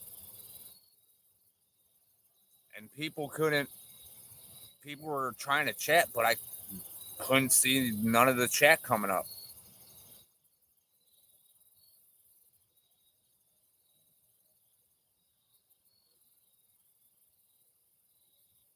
I had to like literally shut my phone completely down, and I had to do that out in Kentucky when I was streaming. I literally had to shut my phone completely down, power it back up, and then chat came back. I'm like, I stopped and started the stream like 3, 4 times when I got here, and chat wouldn't. I had like 5, 6 people in here, and I'm saying what's up, and I know that somebody's saying something, but I wasn't seeing nothing. And then I noticed stuff too, like it'll flash for the people that are in the room. I'll say I'll have like 5 people. It'll flash them five. It'll take them 5 people out and say there's 0, but then people are still commenting on in the chat, and then the 5 will automatically reappear, and I'm like, what is going on? Like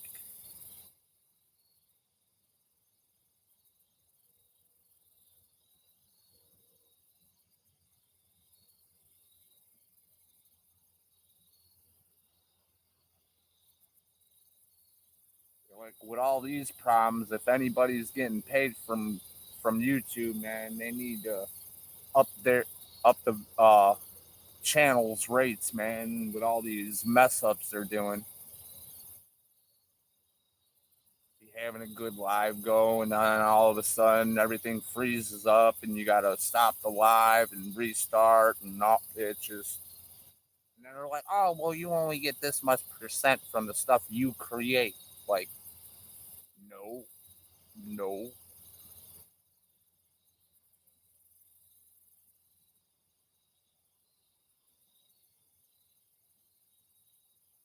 But I'll be like, what you talking about, Wills? That ain't adding up, man.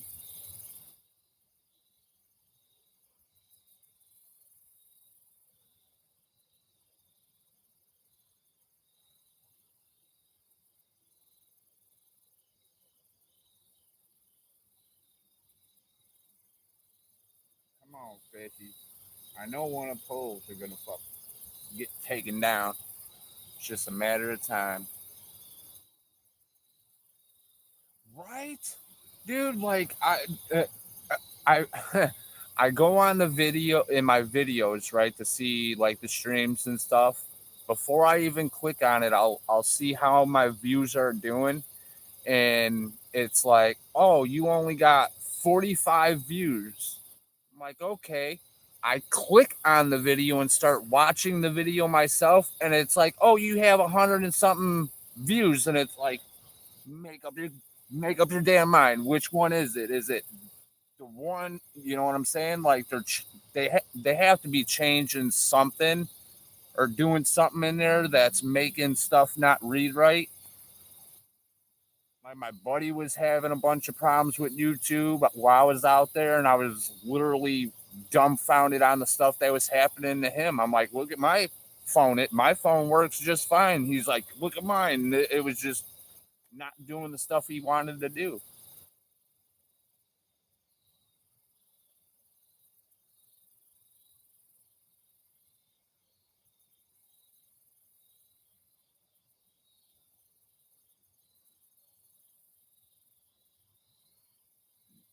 just go back like the old days where people made their own websites and filmed their own videos and posted it to their own website.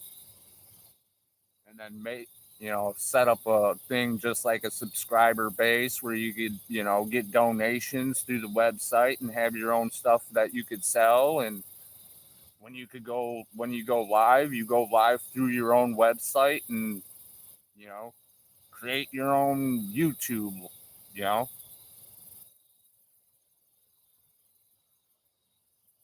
Hell, we're going through with these guys and they can't even figure out their ass from a hole in the ground.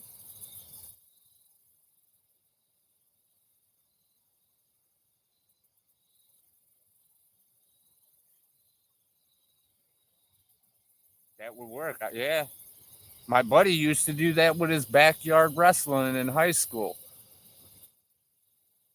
Made his own website, did his own video, promoted his own shit through his website, and it was just like we were getting views. Not a lot, but it was through our little thing we created.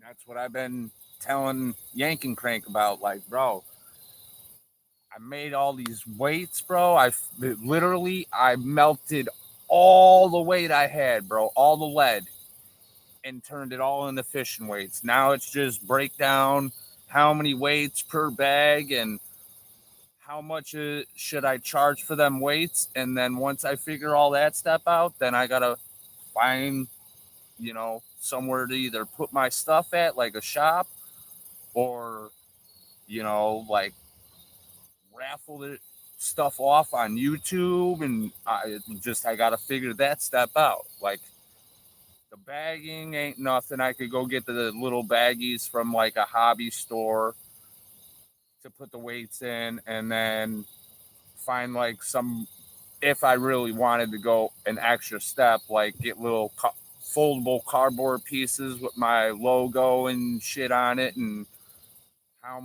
what's the quantity or what the weight limit is, like 1 ounces, and then add that into the price of the weights, and then just sell the weights off, and then whatever I make off that, either get another mold for a different type of weight or invest it back into the lead and keep making the weights I have.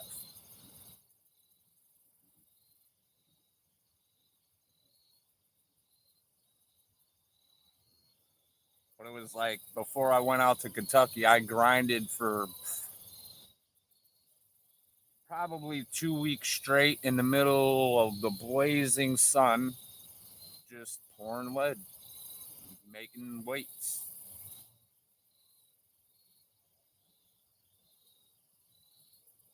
I wasn't being used for anything else, so I was like, why not? Let's say sail and truck stops, the small. I even thought just grabbing the weights, bag them in new individual bags for the weights, and then just go to lakes and ponds and rivers, and whatever fisherman I see, just walk up, be like, "Hey, man, you do any type fishing?" And blah blah blah blah. I got weights for sale. Come check them out. I got egg sinkers in all variety of sizes. I got coin weights, two different style coin weights, and variety, like 3, 4 different variety of sizes. So it's just like scavenge that shit off as fast as possible for, not try to stick it in them and break it off, but still able to make, money off of it, and then just keep going. It's going to be little by little, but hey, eventually little will turn into a bigger pile.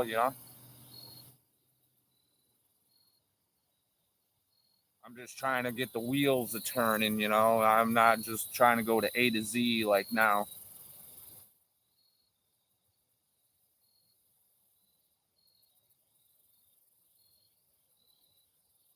Yeah, lakes around here, it's all owned by forest preserve, so it's not owned by if it's owned by anything, then it's a private pond, and I ain't gonna go to no private pond or anything like that.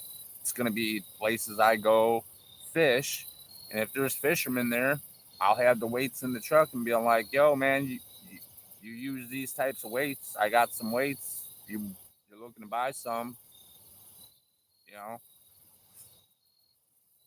Cut the corporate guy out, you know.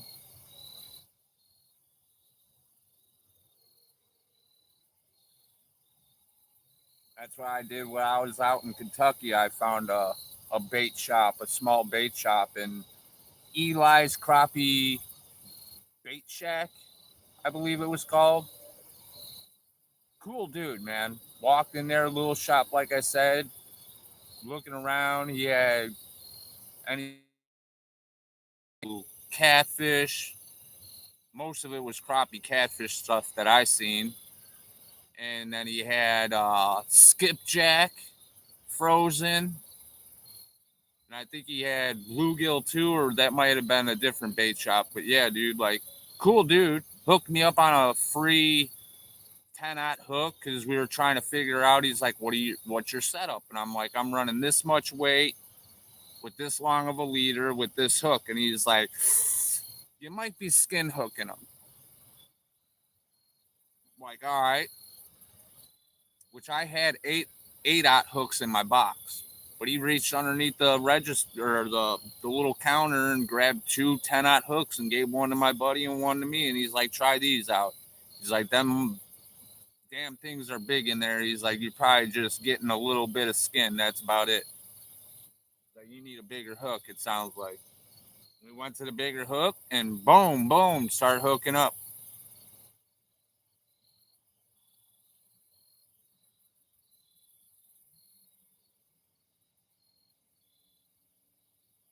I'm gonna let you sit there and bounce the pole until you bounce it off the pole holder, and I go diving down the hill after it.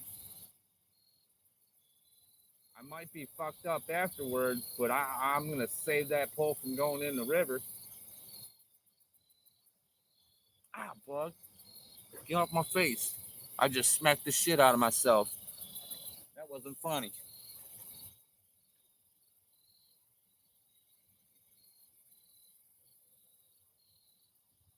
How dare I? I think it's time for the bug repellent.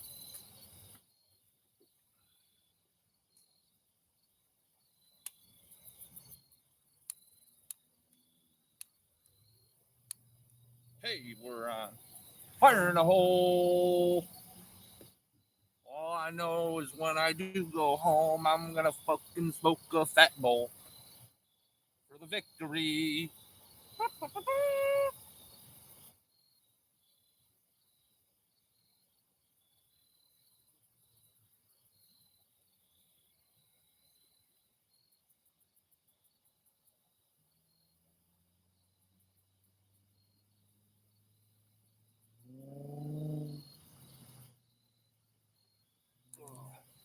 It's getting a little chilly out here.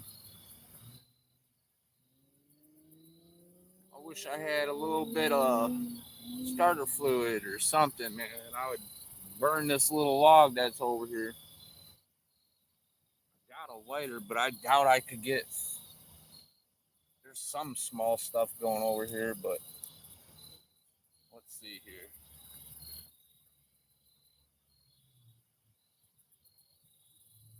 Dude, tell me fishing isn't a good thing for almost 2 hours. I haven't had one of these fucking things, man. 2 hours. And didn't have a crave whatsoever, bro.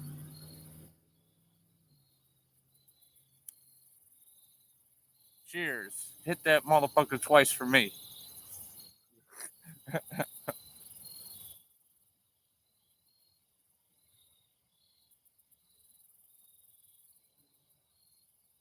Go to bars.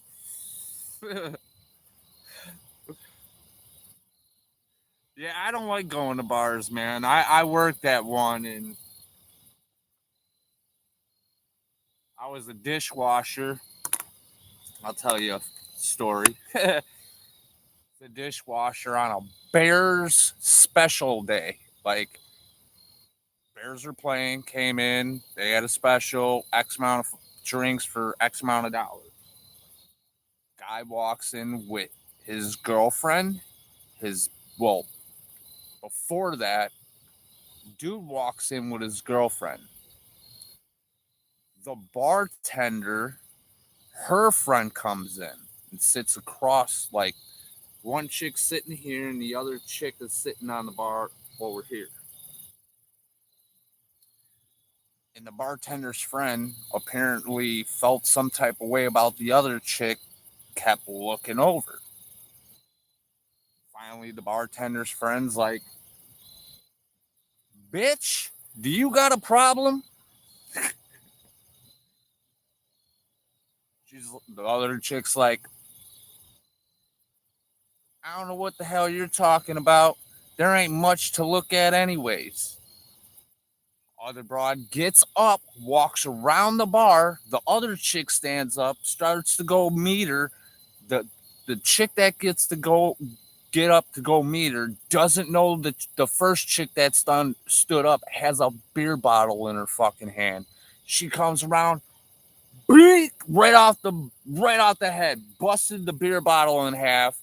Bitch is leaking blood everywhere. We're like, oh crap, no security at the bar. Call the cops. Cops come deal with it. Like, whoa, that was crazy. About an hour and a half later, guy comes in with his girlfriend, with a friend, and his girlfriend. Sits down.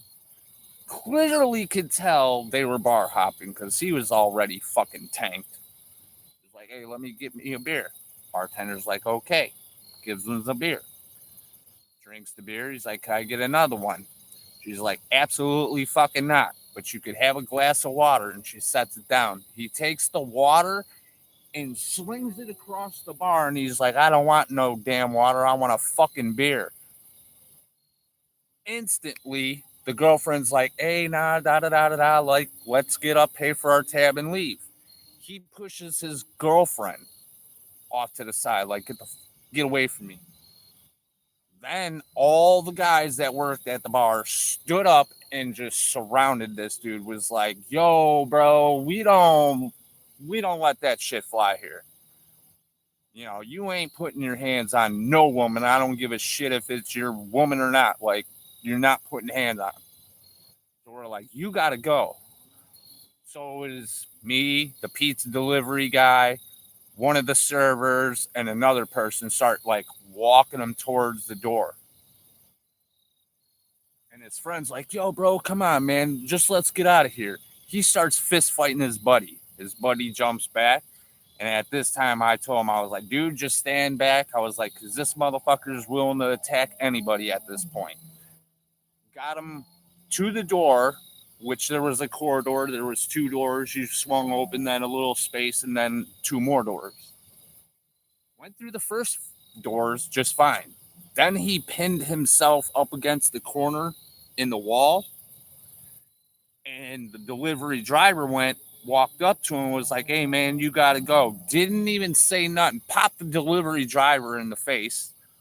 And I was just like, fuck this, man. I walked up to the door, booted the door open, boom, went over, grabbed this dude, and I was like, just chucked his ass out the bar. He went skeeting across the concrete. And I'm like telling the other people, adios, time to go. Get out of here, go. Cops show up. Cops come in. Apparently, when I skeeted his ass outside, he got up and started fist fighting his best friend in the middle of the parking lot. Yeah. It's like ding, ding, ding, ding, ding, ding, ding. That bell was going off, bro. Like, I'm like, yeah, I'm not working for no more bars ever again. Then I went to the same bar I worked for. What was it? I believe it was. I believe it was Cinco de Mayo. We just went out there just to have a couple beers, throw some bags, and bro, funny enough, the song "Why Can't We Be Friends" was going on, and some dude thought it was a great idea to take a squeeze of a chick's booty that her boyfriend was standing right next to her. Dude, this dude, oh my God. He's lucky the manager got a hold of him and told him to get out because that dude was about to wipe the floor with him. And we're all yelling in the background, why can't we be friends? Why can't we be friends? Dude, we were just digging the knife in deeper, like, dummy.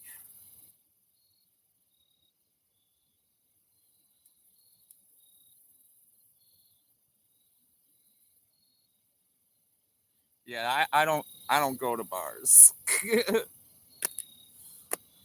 Bad stuff happens.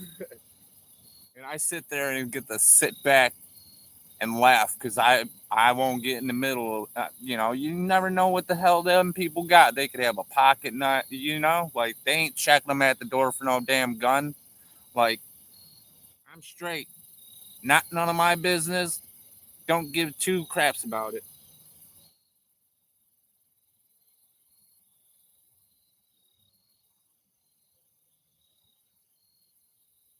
But then the next day, my buddy that got me the job there, I came up for work and he's like, "Bro, I missed it," and I'm like, what are you talking about? He's like, yeah, you already forgot? He's like, yesterday. And I was like, oh, yeah. He's like, damn, bro, why wasn't I working? He's like, I didn't get to see you skeet that motherfucker across the asphalt. I was like, nope, sorry, dude. I was like, you may get it on recording upstairs, though. It was like, security camera might have caught it, but it didn't because the cops looked at it. And if they looked at it and seen me do what I did, I probably would have been, I put hands on them. I shouldn't have never done that. But I wasn't going to let them tear down the goddamn bar. So, like, what do you want me to do? Like, yeah, stick to bait shop. Yes.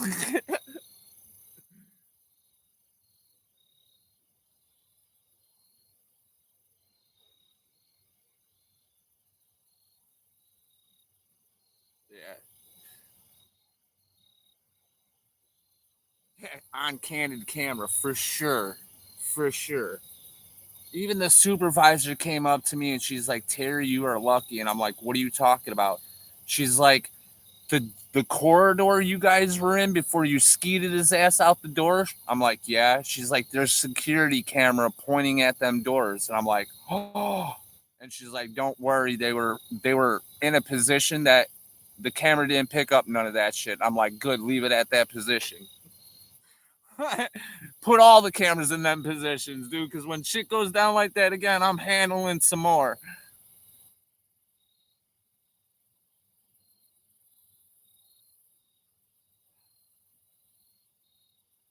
It's like I might be a small dude, man, but man, when I snap into action, dude, you better watch out.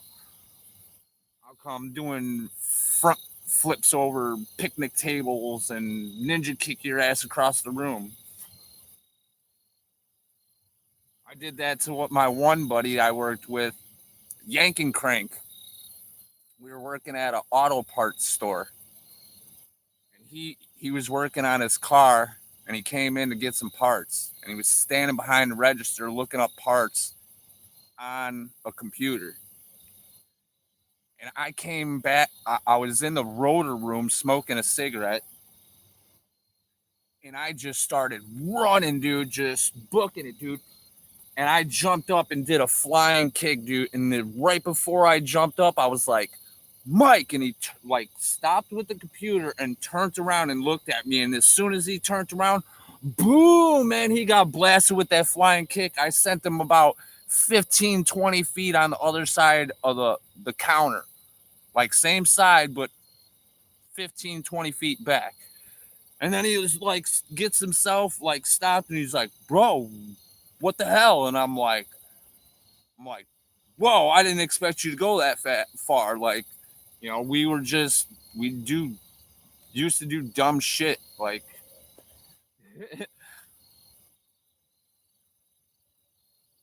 so if he's live, man, you tell him, pop out some stories about you and Shoreline back in the day of the crazy stuff you used to do, and he'll tell you some crazy stuff I did and crazy stuff he did.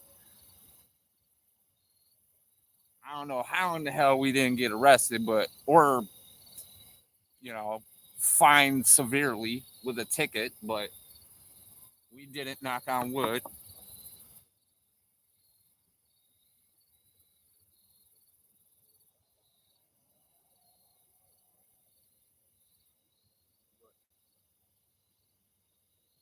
Come on, fishies. Where you at?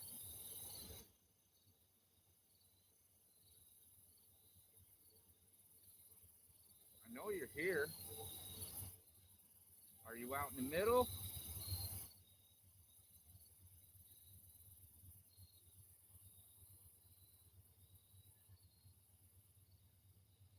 Maybe 2 ounces is not heavy enough.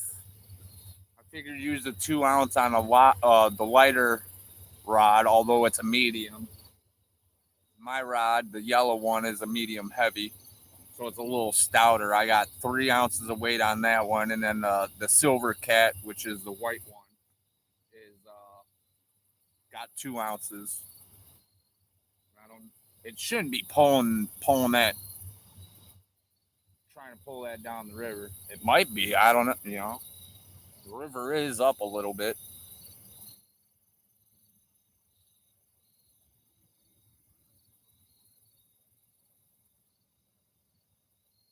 But yeah, the old good bait shrimp, a bag of shrimp.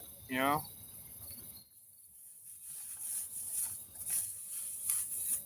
go to Walmart, get yourself a bag of shrimp. I get the jumbo. The bigger the better. And then I take it home, let it start defrosting a little bit. Or you take lukewarm water, you pour it in the bag, and then you pour garlic powder and onion powder, however much you want in it, and then you shake and bake that shit and let it sit for about 10-15 minutes and absorb that, and then throw it in the freezer. And it performed well out in Kentucky. It performs well out here in Illinois. Every time I go fishing, this is what I'm using with other bait, night crawlers or whatever, but preferably this is the shrimp I use. My dad's always used it, and he's always caught good sized catfish off it. And dude, man, every time I open this bag, I start getting cravings, bro, because just the smell of the garlic and onion powder. Oh, yummy, yummy in my tummy. And then the fish are eating it. So it's like marinate. I look at it like they're getting marinated in some fucking seasoning before I fillet them up.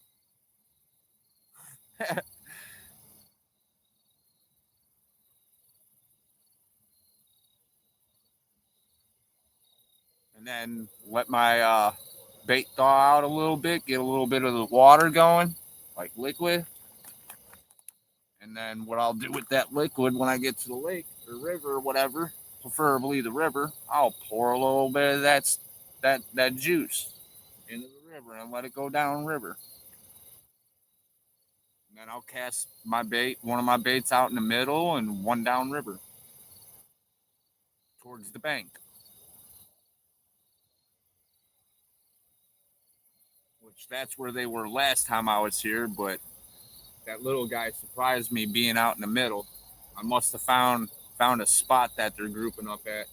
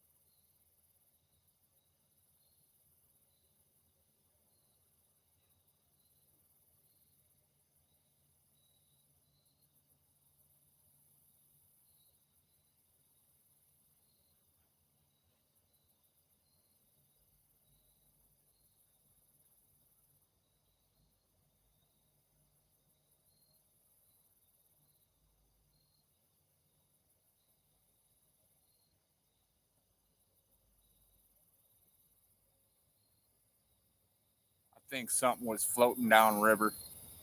Bumped one line and then it bumped the other.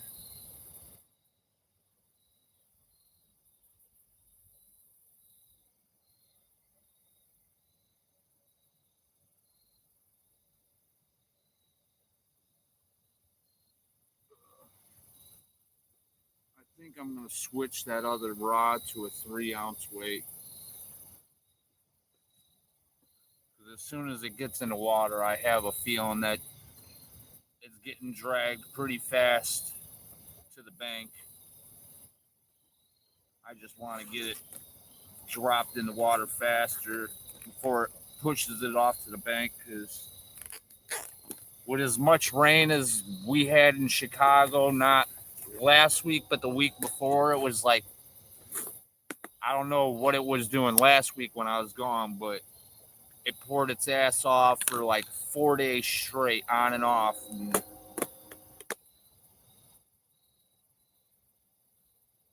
I don't know if it rained any last week, but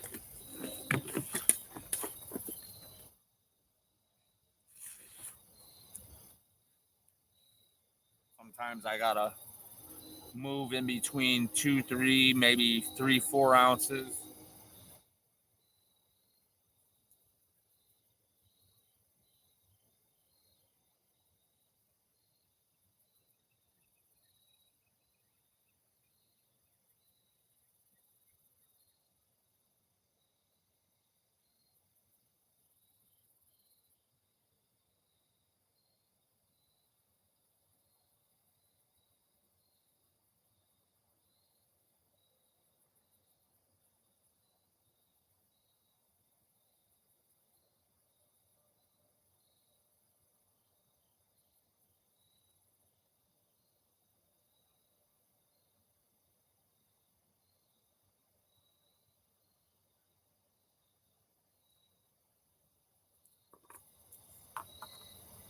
This thing around,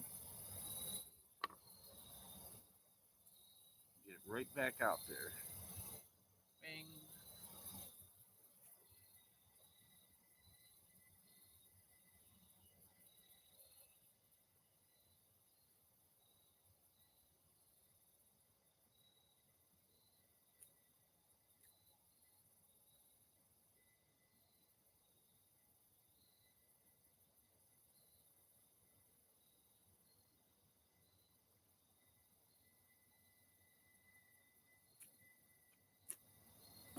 All right. Hopefully that pole that I just casted out sinks into the little money pit that I was scoring on last time I was here.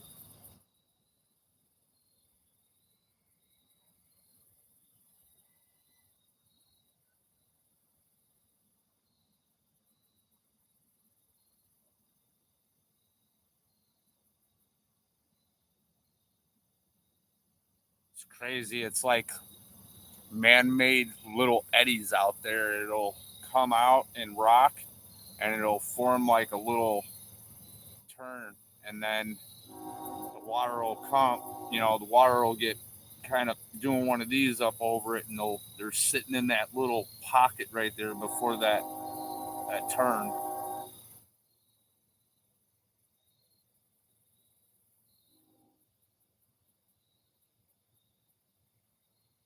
And then the next spot down from this one where I usually fish, it's the same way. There's a spot just like that. The gravel gets washed out like this, and they sit in that pocket.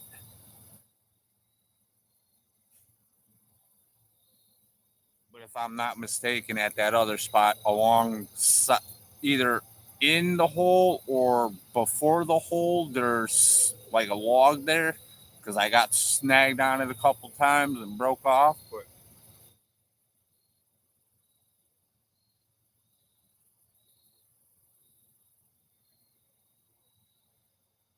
I would be using cut bluegill, but I had some chores to do today, because of me being gone for a week, and I did them. I got a little bit more to do tomorrow, but once I get somewhat back in the rhythm, I'm going looking for some bluegill. So I have some live bluegill and some cut bluegill along with some shrimp. Because I'll tell you what, that that produces big time here.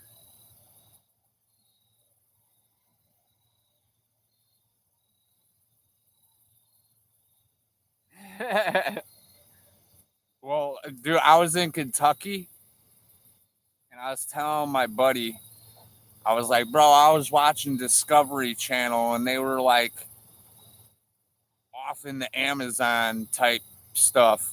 And I was like, right before the dude had threw out his line, he was going up to the river and like taking his hand and just slapping the water. And he did that 3 times and slapped the water, 3 sessions, but slapped the water about 10, 15 times. And dude asked him, like, what the hell are you doing? Dude tells him, I'm calling the fish in. When they hear that, they think it's, a fish that's, thrashing around and they come check it out. And it's just like, he was like, what? And I was like, yeah, bro. I was like, I'm going to try it. I shit you not, bro. I did it and we started getting hits, bro. And ever since that day, the second day we went out and got the catfish, and then Sunday I came back, and then I'm out here Monday and I slapped the water after I casted out both of my rods and I caught a fish.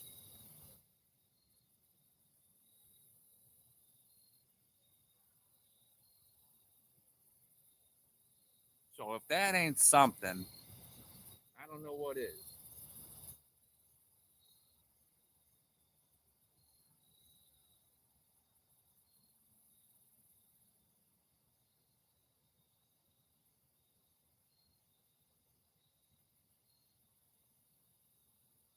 Come on, man. Where's the big daddy at?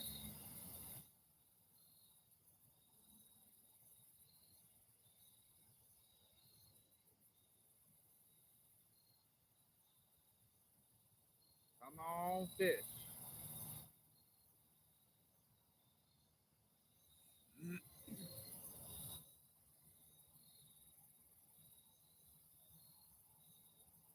Yeah, splashing sounds. Yeah, it's like an injured fish or a thrashing fish resemblance. And it's like, okay, I'll try it.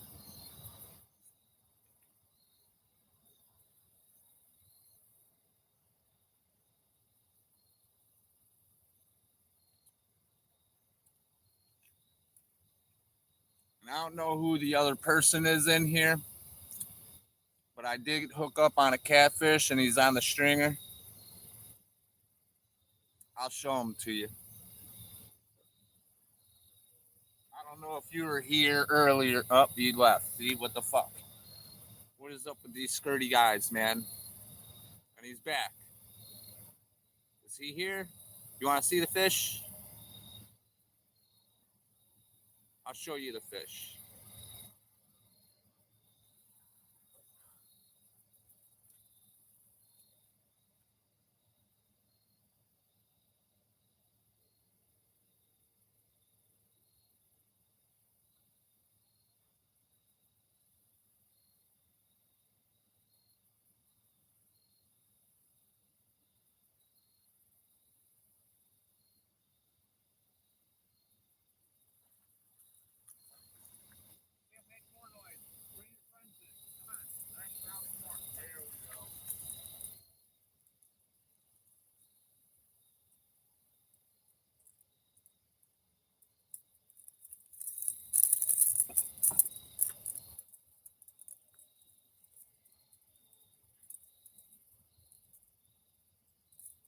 Got a little guy.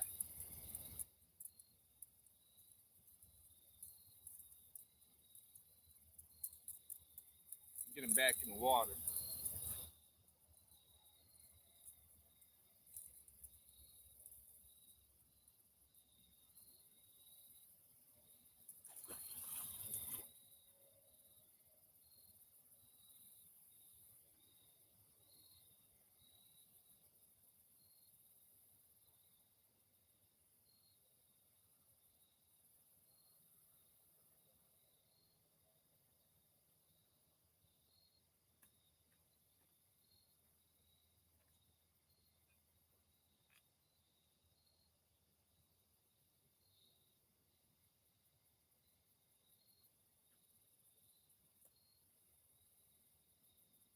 Let's see, we're at 2 hours and 25 minutes with 60% of battery. Let's go.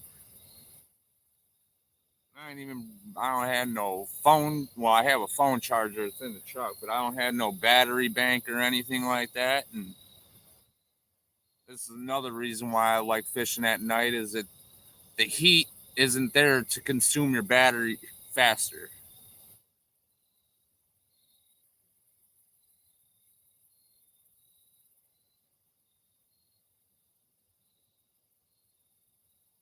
What time is it? 2:05. Shit, we got 3 more hours to go, boys.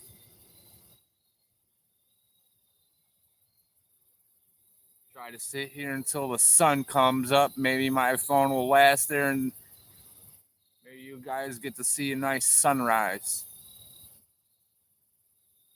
Because I will stay out here until sun rises.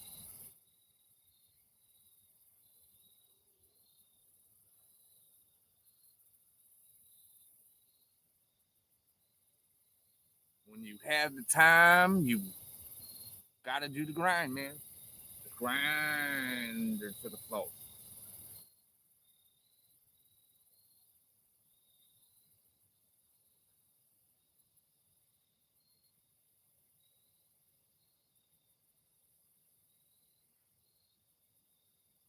Come on now.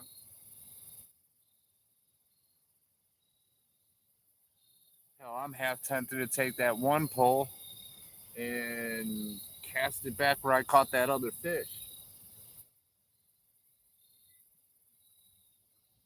I figured cast it, and try to get it right out in front of me. But I haven't got whacked on it yet. No diddy.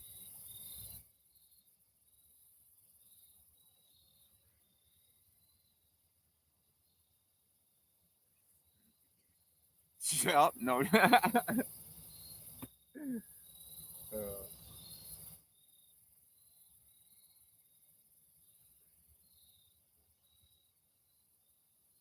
Oh, what? Yeah, come on.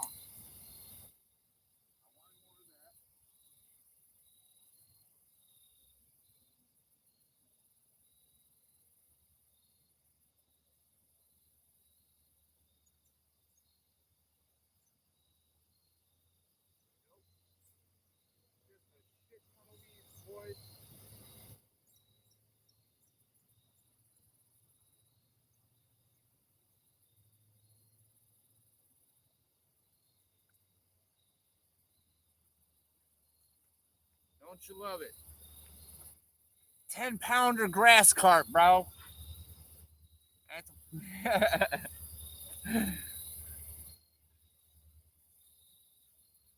Yeah, that's what happens here, man, in this river. Got a bunch of grass and you either cast up in it or the stuff floats down river and accumulates on your line and it gets so heavy it starts dragging in your shit down river.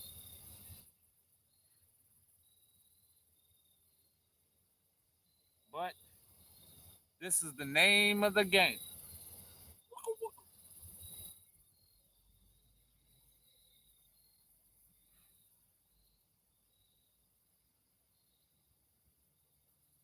Wasn't that Was that the Executioners that sang that song? It's the name of the game, and then he did like a little DJ scribble.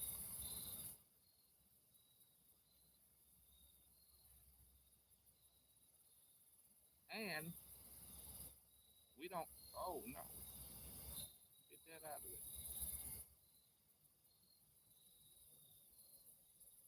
And we don't have no bait.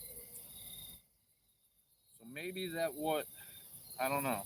Maybe he bit it and moved and felt the hook and spit it, and it grabbed a bunch of grass and maybe not. I don't know. We'll say it's a fish, not nothing else that pulled that bait off that hook. Well, let's get another piece of fresh, full shrimpy on there, eh?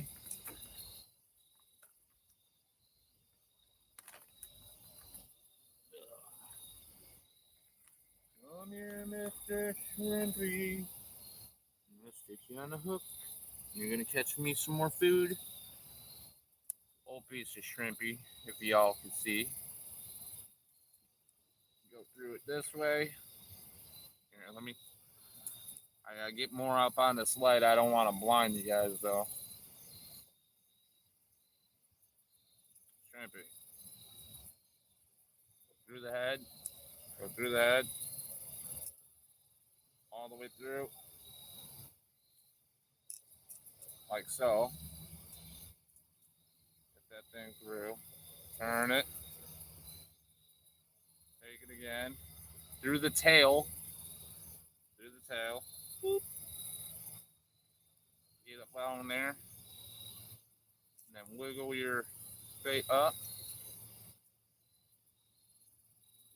Leave the hook exposed a little bit. If you want, you can bring it up. Once you cast it and it hits the water, it's just going to probably pull it down. So I'll just leave it just like that. And whole piece of shrimpy. Come on, big catfish.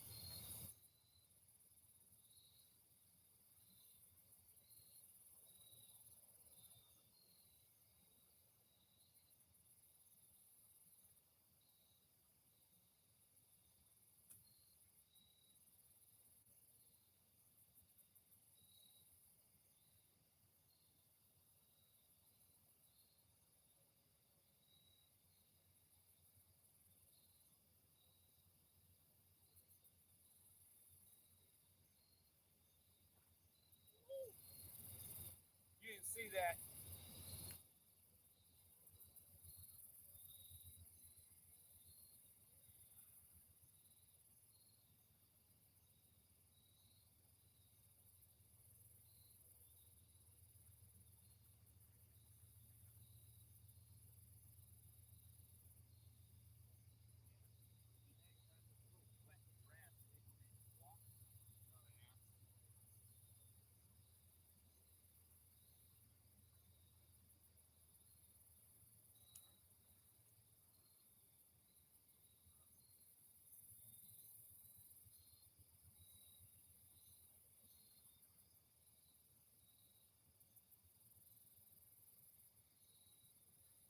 Yeah, that sometimes happens. Get a big glob of grass stuck to your stuff.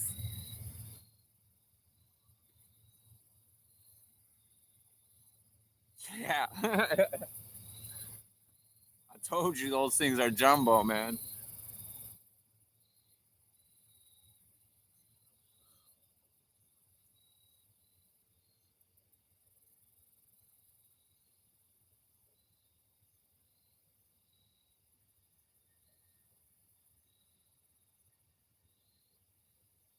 And the way it falls, too, like, not so much in rivers, but I think of it more in lakes and stuff. When that bait hits the bottom, the way I hook it, that the hook is actually like upside down like this. You know what I'm saying? And the shrimp's laying like this. So when they come up and boom, you know what I'm saying? They're already getting the hook in the top of the mouth. Or sometimes I'll try to incognito the hook. Instead of going on the side, I'll go under and then out and turn it around and then hook it through the top back and out the bottom.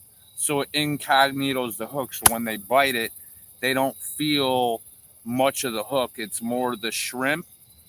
And then to me, I think that makes them more committed to the bait where they'll pick it up and don't feel nothing. They'll just be like, oh, this is mine, and then swim off. And that's when it, thump, thump, thump, and they pretty much hook themselves.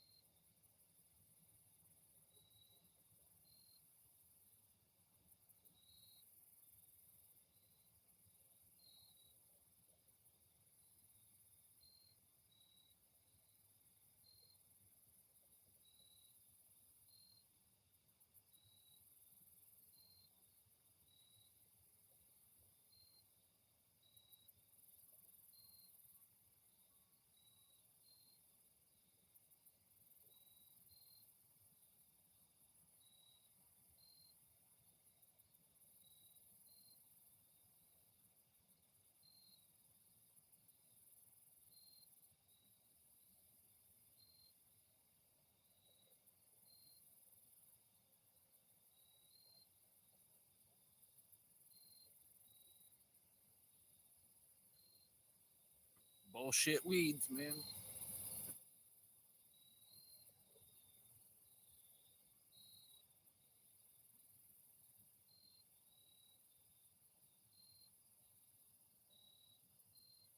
I should know better.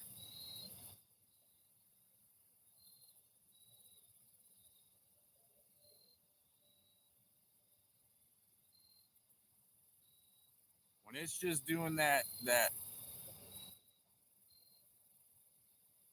it's just the weeds that accumulated on the line, and it's just tugging on the line a little bit. Do that.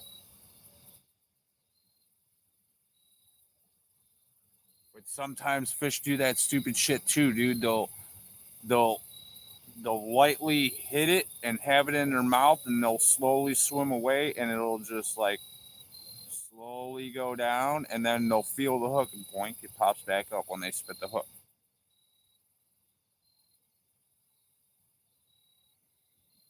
But this is more consistent. It just keeps doing like back and forth, like slow, like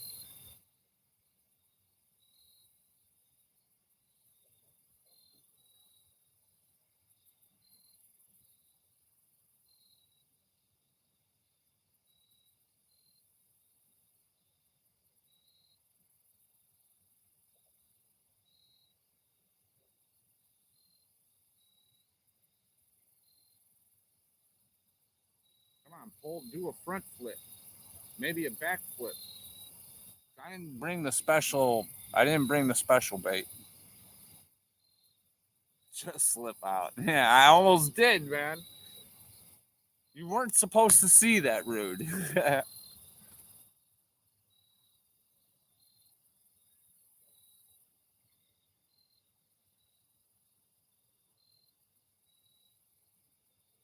All I know is when I go home, I got some work to do.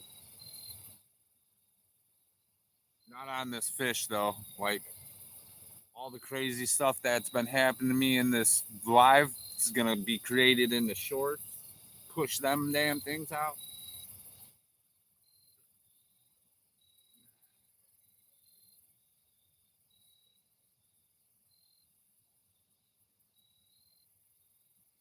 Me almost slipping in the lake. I don't know. I don't know if I want to post that one or not. But that those are the bangers, man. Like that's the ones that get you the good views.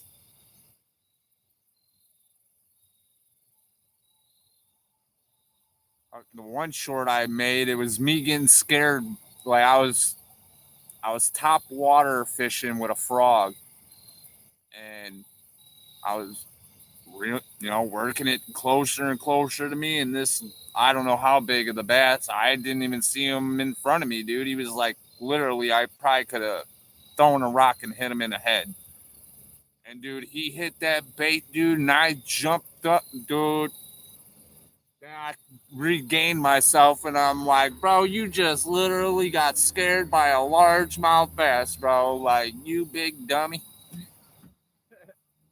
And dude, bang, 15,000 views. I was like, money, give it to me. And that's when I just started getting out there doing YouTube. I had a GoPro doing videos and creating shorts, and that one bang out of all my shorts, dude, that's the one that popped at the highest. All the other ones anywhere averaging from like 200 views up to like 1.5 or 2.5K. But that one, boom, that one, 15,000. I was like, yes, man. But then I look at it and barely any like hearts or anything, and it's like I don't care. Fucking 15,000 people just viewed my shit, dude. Like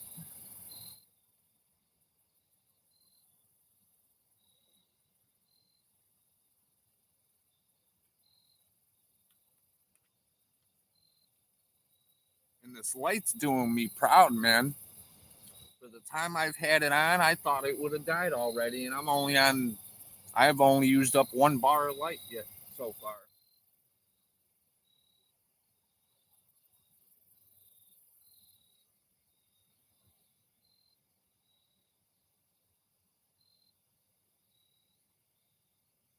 y'all.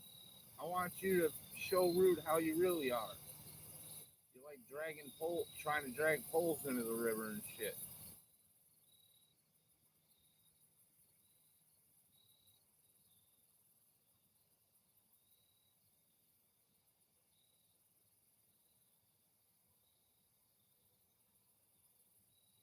Oh, fuck, that beaver's here, bro.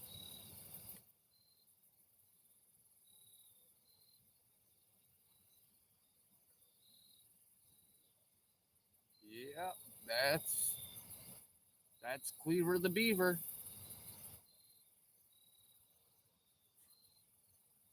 Keep on going, dude. Keep paddling. Don't fucking make a sound. And I noticed that too, dude. When Cleaver the beaver is around, bro,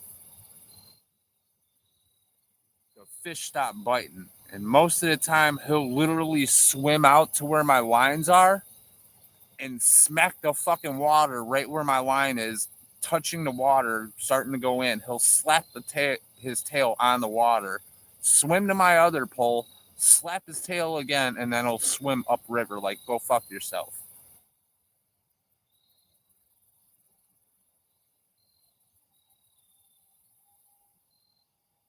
And then I think he's got another mate roaming around here because I've seen at least two of them swimming. And then we got muskrat swims around here.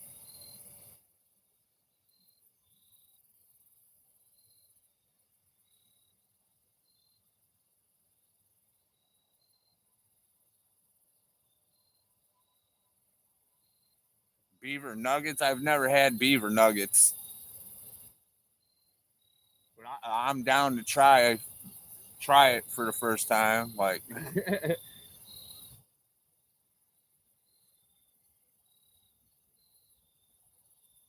I've ate deer, moose, elk, bear, rabbit, squirrel.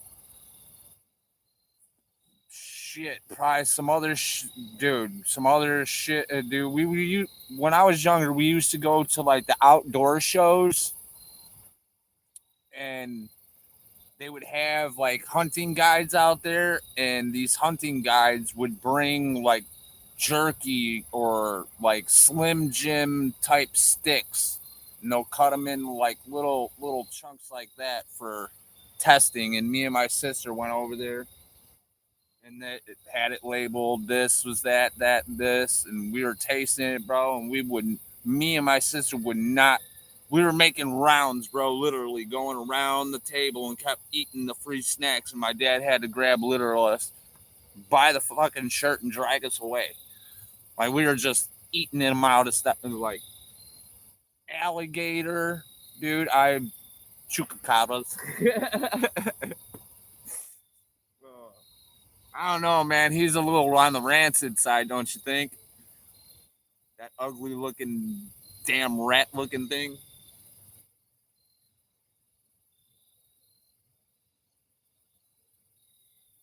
Mexico's Bigfoot, you could say.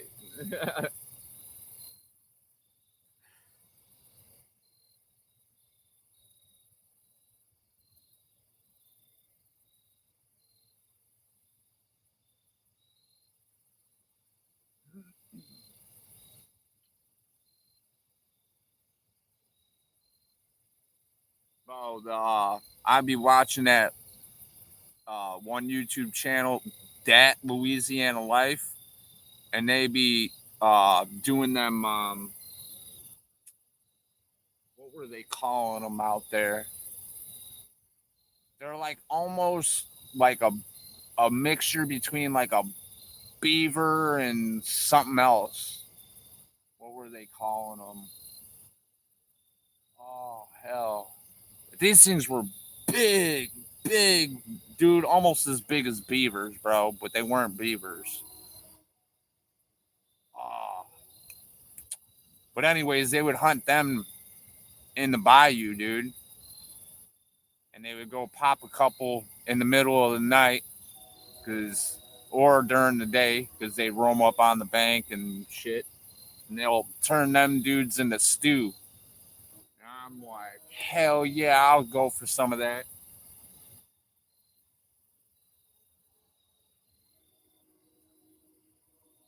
It's a weird, weird name.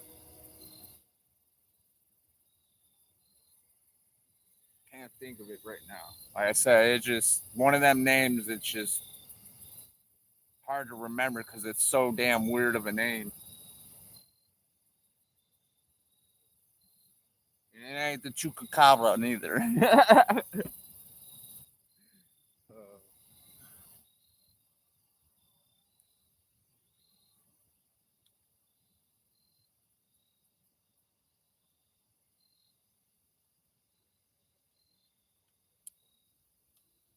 Told Savage he needs to try chupacabra meat. He asked, "Where can I get some at, Root?" Hell yeah! Now you got. Oh shit! What the fuck is a fire truck going? We got some action, boys. Let's go. Fuck the poles. We got some action. Where are we going? There's 5-0. He's probably like, "What the hell are you doing? I'm streaming you guys." As I'm sitting here dancing, both my poles go flying in the fucking river. Live action right here on SBS's channel, bro. Yeah, there's a bunch of like trucking businesses down there and shit. Probably somebody lifting boxes and pulled a muscle, farted too hard and shit their pants.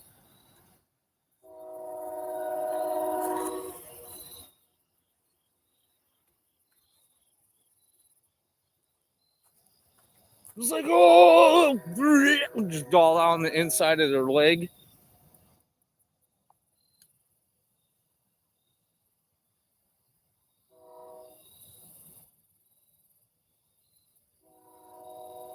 Groin, yeah. What the hell bug kind of you? Oh, cricket. Or grasshopper.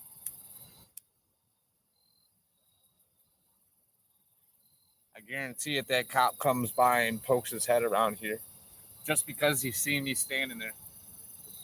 Maybe not. He knows probably what I'm doing anyway, so.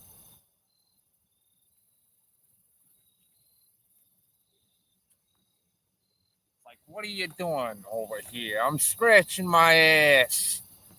What are you? That's twice, Terry. One more, you're out.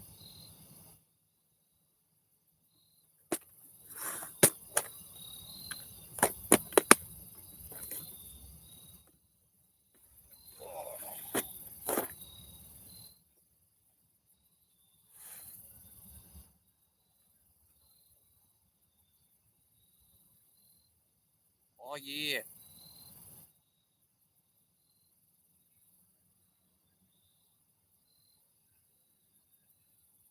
Here, fishy, fishy, fishy. Here, fishy, fishy. Pull the pin. We got tons of fish. Hurry up, bag them before the cops come.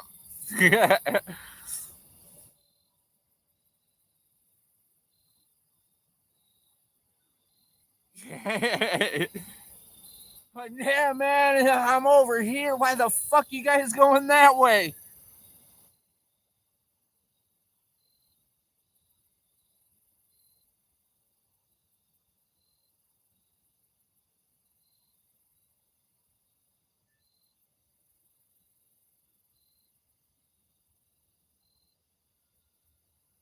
Bring that other reel in and check it. That thing's just been sitting there not getting nibbled. I'll throw that thing out in the middle.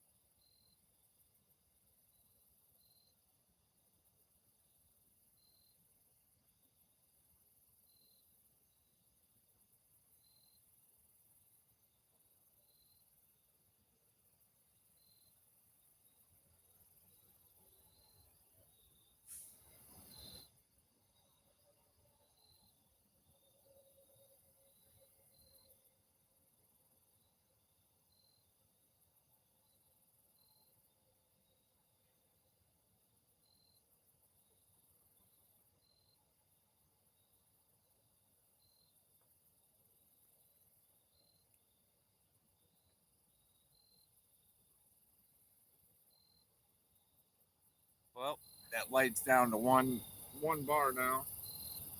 Hasn't stopped, but it hasn't started flashing yet. When it starts flashing that last little bit, then I know that light's gonna take a dump. Let's see where we're at here. 233, right? Yep, 233 at 53%.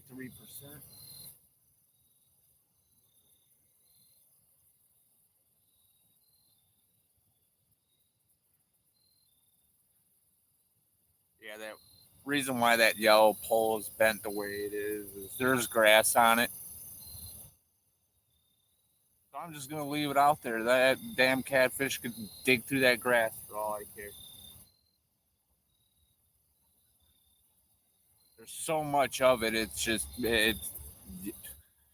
Or you might as well cast up on the bank to stay away from it. Like,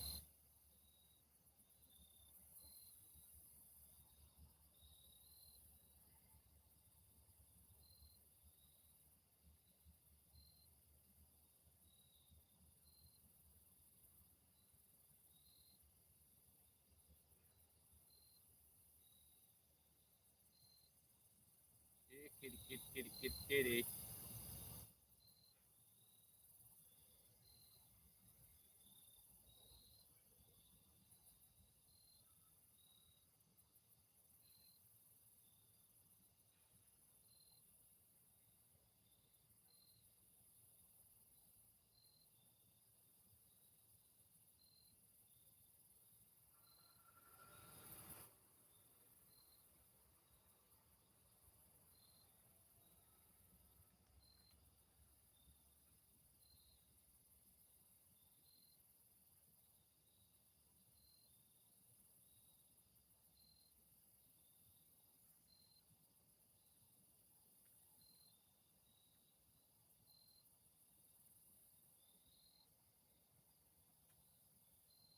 Give him a little taste.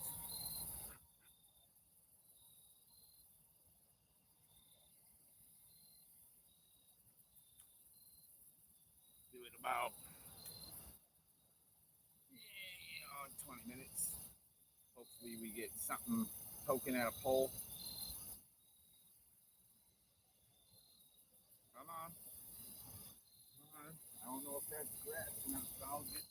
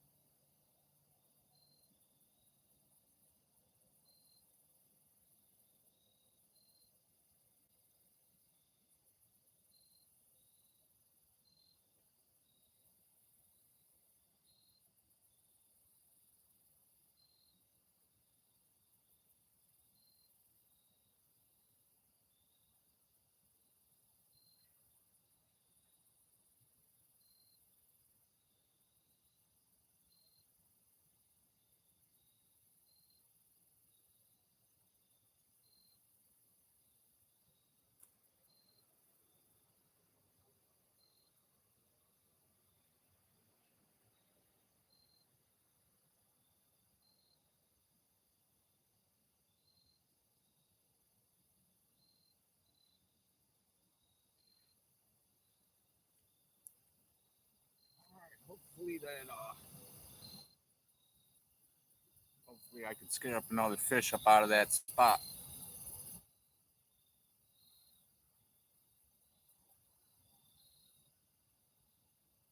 What wish they had here is like a little walkway bridge, but high enough that they know it's not going to get flooded by rising water. So you could actually fish off a damn bridge with the flow of river.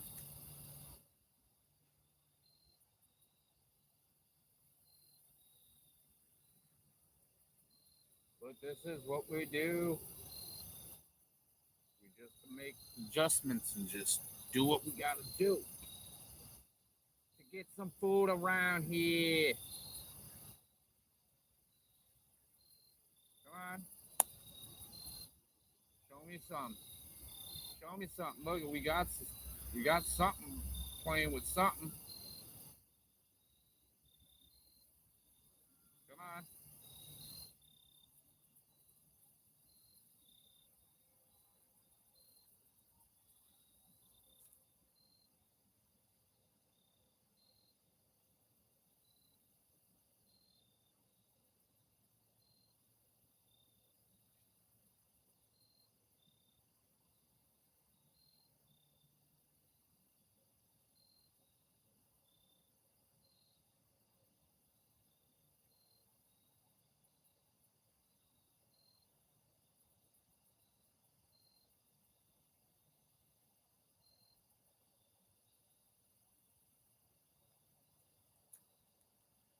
It's the grass.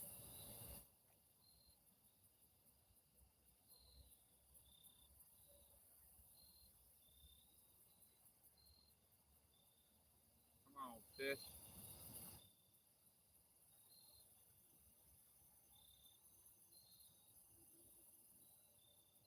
I'm telling you, that little guy's telling him, don't come over here and bite that damn shrimp.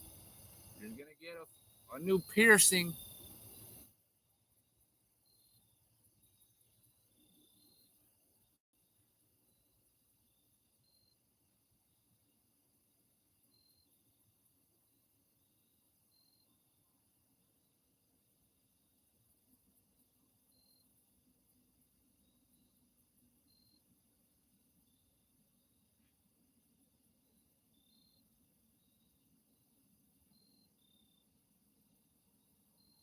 Come on, fishy.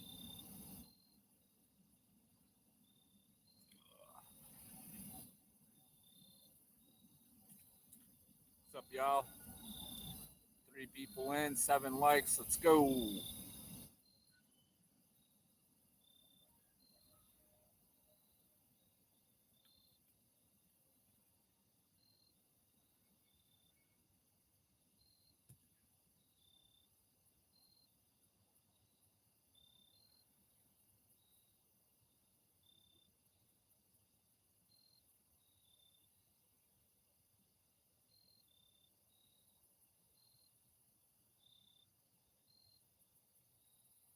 Maybe if I just take my mind off the pole and start doing random stuff around here, that'll fish will hit.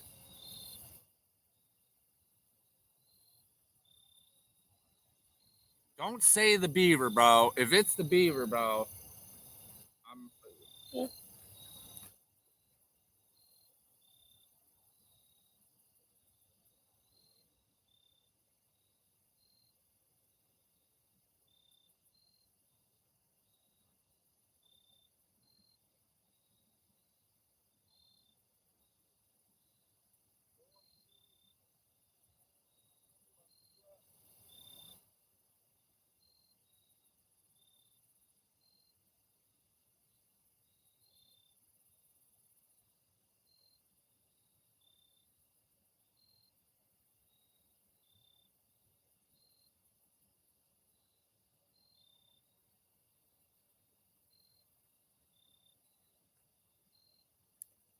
One thing I hate about river fishing, man, you never know if it's the fish, the grass, something floating in the river that bumped your line.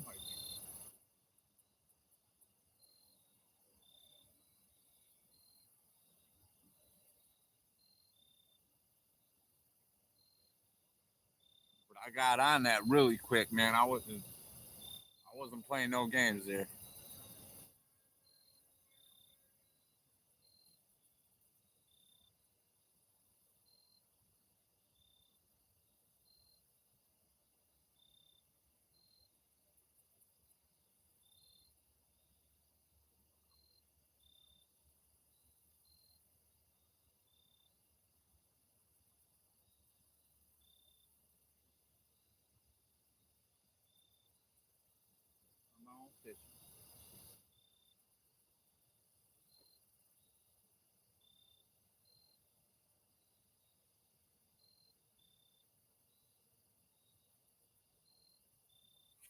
Okay.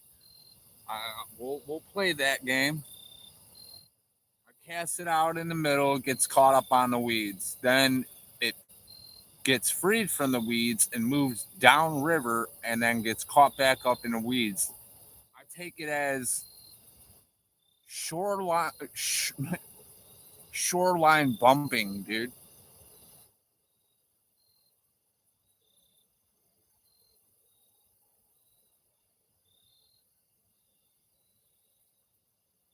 Just cast it out there, let it sit in a spot, and then let the river take it a little bit and fall into another spot, and then take it a little bit and fall into another spot. I don't even have to do all that work to cast in them three different spots. It just fell. Like, oh, no fish here, move on, next spot. Oh, no fish here, move on, next spot.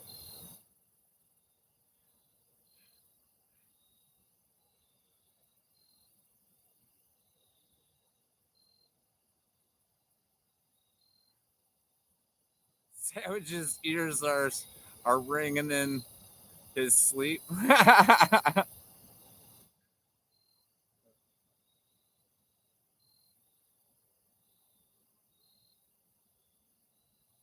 Bro, he's a character, bro.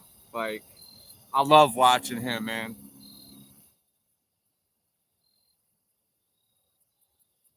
Entertaining 100%. Pocket to pocket. Oh, shit.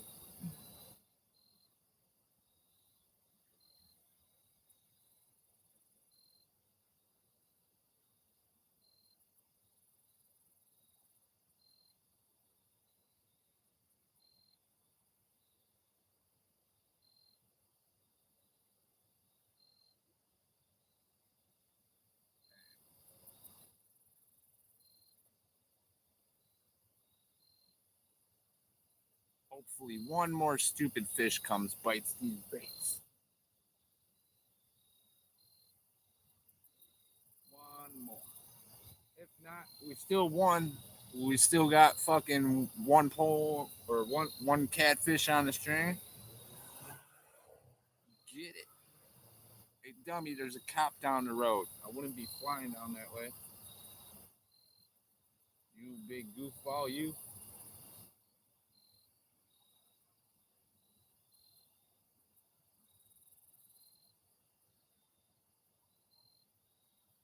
Yeah, tomorrow I'll try to get here a little bit earlier and get to that other spot. Last year I was fishing this spot and I was fishing downriver where they were basically past the "you cannot pass during sunset" sign, and cops were driving pretty fluently through here last year. Don't know if they had any bogus stuff going down, but every time I fished, a cop came through, flashed his light at me, didn't say nothing, just like wiggled it back and forth and just drove off. And then the other one slowed down and was like looking, and I just waved to him just to cure his ill, like, there's nothing malicious going on over here. And he's like, "Hey, what are you doing? You fishing?" I'm like, "Yeah." He's like, "You catch anything?" I'm like, "No, I'm getting some hits." He's like, "What are you using for bait?" And I'm like, "Bluegill." He's like, "That's what I use." He's like, "All right, man, you have good luck and hope you catch something." And then he drove off. He didn't tell me to fucking get the fuck out of there or nothing. He could have, but he didn't. And then this year, I had a guy pull up at this spot right here and just stare me down. And then I'm like, I guess, like, he didn't say nothing. He didn't flash his light at me, didn't turn no lights on, no nothing. He was just looking at me. And I was like, gonna ask him, do I look good or something? Like, the fuck you looking at? Then I went up there and he's like, what are you doing? Fishing? And it's like, clearly you could tell all my stuff. Like, clearly you could tell. Why you asking me stupid questions? Like, yeah. Oh, I didn't know fish are still biting at this time. And I was like, yeah, you're not a fisherman. Like, but before that whole interaction, he drove past where I was at. I heard him bust a Yuli and then sit behind my truck, and I know he ran my plate to see if anything came up. And then he pulled up to the stop sign, stopped, reversed, stopped, and start eyeing me. And then after a while, I just got up and walked up there because it was like, apparently he was too lazy to get out the fucking car or too scared to approach me. So I went up there to cure his little itch and wondering what's going on. But after that, I don't really have problems here. Oh, come on. If that was a, that's a fish, bro. Come on.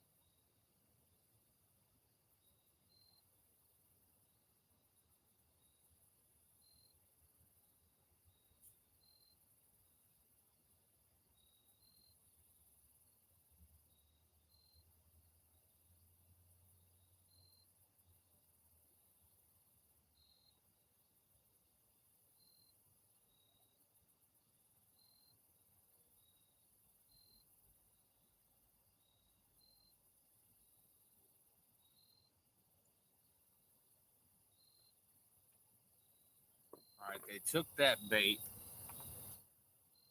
So this time, I'm going to get him. Not too big of a piece of bait. I'm going to make him eat this hook. See, this is the shit I'm talking about. Look at this. I don't know if you guys could see it, but somebody's junk is floating in the fucking water. A thing of worms. Like, assholes. Straight assholes.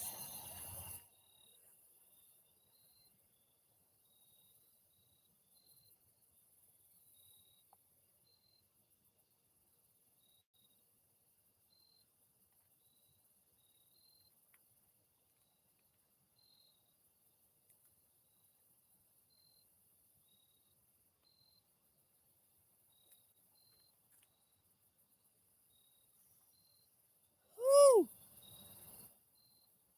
You want to taste? Come on, taste it.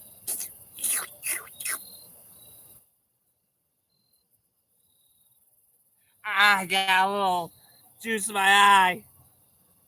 Ah.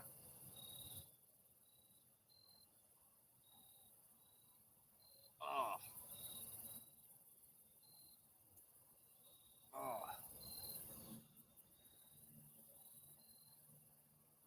Garlic and onion powdered flavored eyeball. Oh.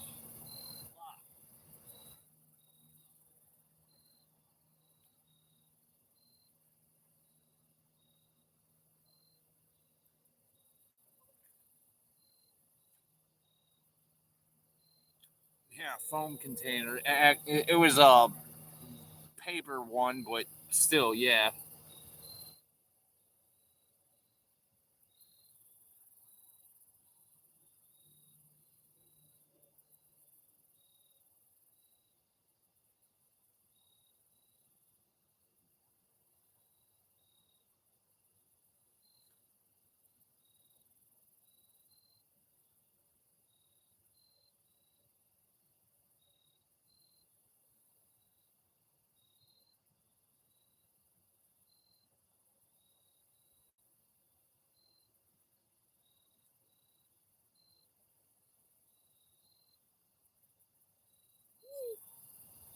Man, it is slick down there, dude.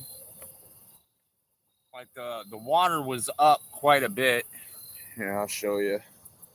While I was gone. Yeah, my light's flashing at me. See, saying almost dead. But the whoa shit, I almost did it again. You can see about right here, it came up, and then the water's down there. My fucking catfish is going bonkers. That's on the stringer. But put you guys back around here.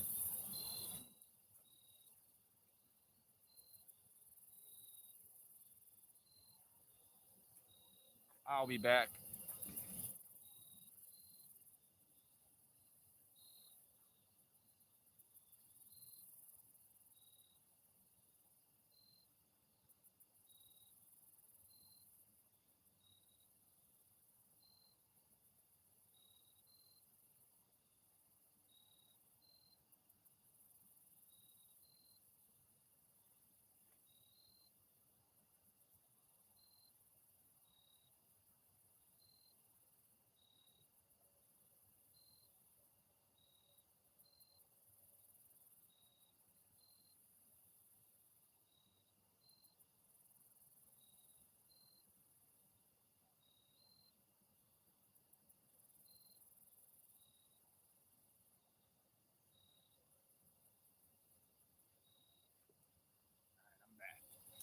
Either that little catfish is giving up my position, or these fish just stopped feeding.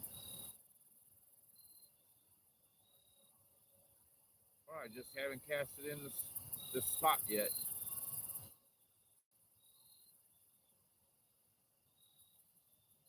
Next option, I'm gonna bomb it as far as I can out there. Try to get it to the other side of the river, see if there's any fish over there.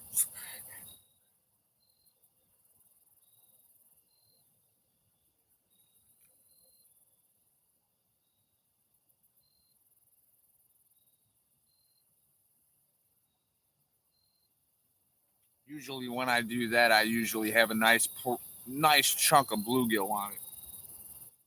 At least, at least the head. Yeah, I don't play with them when I'm catching, when I'm fishing them with bluegill. I use from the gill forward for one piece, and then from behind the gill to about the end of the tail, and I'll cut the tail off and use that whole portion of bait. And I do that for a reason. It's because most of your insides are in the body, correct? So if you cut the tail off and it opens up that section of body where the guts are exposed, when you cast it or you get it in the heavy current, eventually them guts are going to get pushed through out the back end. Well, if you cut the tail off and leave meat still there where there isn't a hole, it keeps the guts on the inside.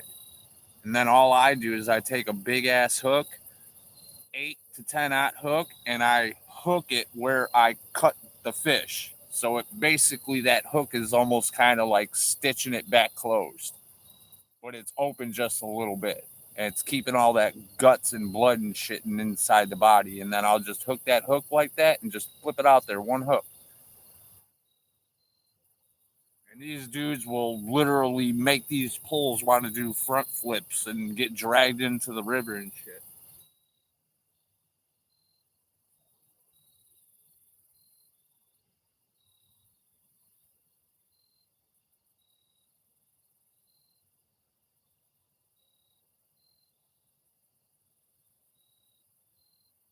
There's a few streams that I had that happened. I think I caught a bullhead, and I was trying to get the bullhead off. And then while I was attending to that bullhead, my damn pole got hammered. I dropped the bullhead, ran, damn near fell, picked up the pole, set the hook, and all that night I was getting was a shit ton of weeds and bullheads. And like, I felt that head jerk a couple times, and I'm like, yeah, that ain't no weeds and that ain't no damn bullhead. And I pulled in like a 5-6 pound channel cat.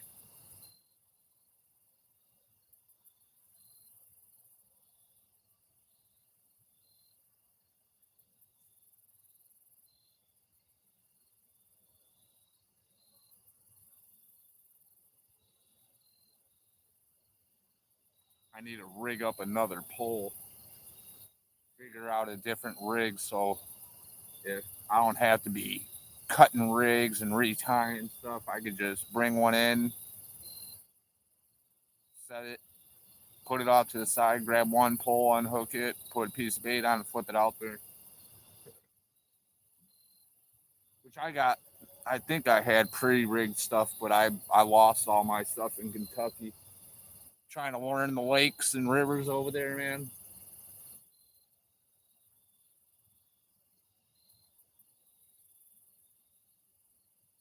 Running up and down the lake, trying to find spots to fish and fishing and seeing bluegill beds, but no bluegills, and fish jumping, but none biting. And then finally got on that part of that Tennessee River, and it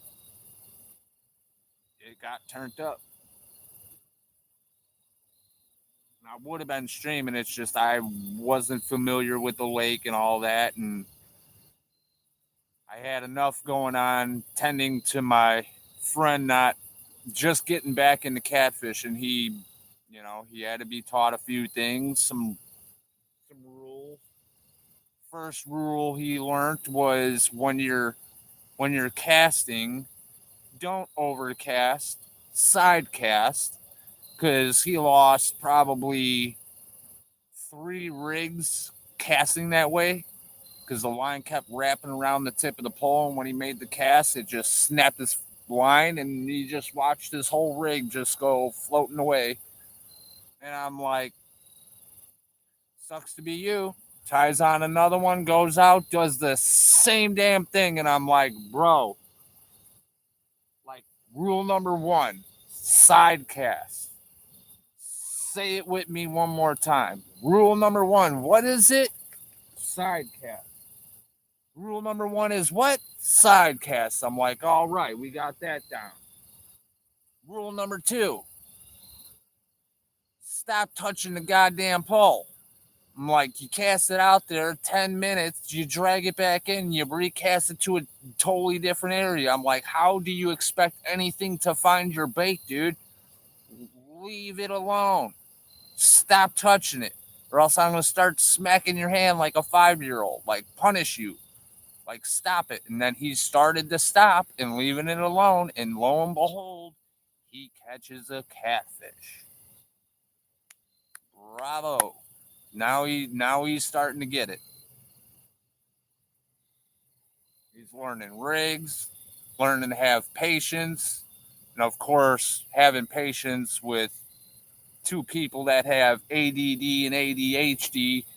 That's hard to do, but again, go pick rocks or something and leave that damn pole alone.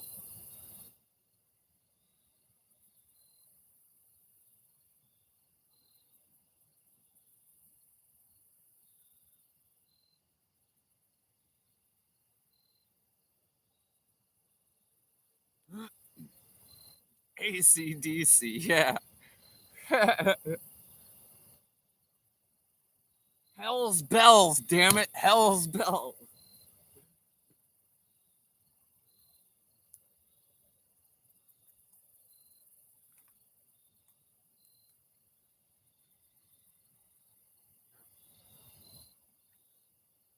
And he found out the hard way about the bells. Next time you run into him, ask where one of his bells are.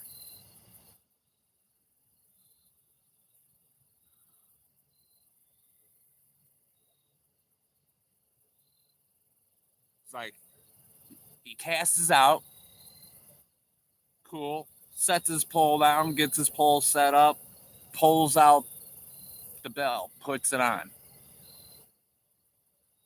waits about 20, 30 minutes, grabs his pole, reels it in, doesn't take the bell off. And he goes, swoo! And as he casted, his bait went this way, and his fucking bell went the total opposite. And all he seen was his bell floating in midair and then go bloop right into the river. I'm like, bro, you remind me so much of Savage, bro. I was like, you got to go watch him. I was like, bro would be setting hooks, casting, and bells would just be go flying. And he's like, hey, y'all see my bell? I don't know where I just put my bell. Yeah, it's in the goddamn weeds or woods behind you in front of your car, about 30 feet, 40 feet in the woods. No way. Yeah, way. I just rewound it and played it, bro. You chucked that bitch into the woods. Then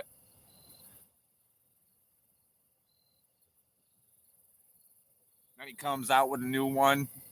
Next day, bing, puts it on, sets the hook again. Shoo, there goes another bell.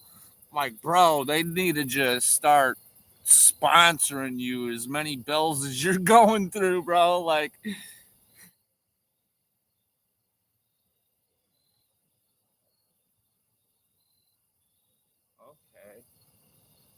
let's see. We might have something going on.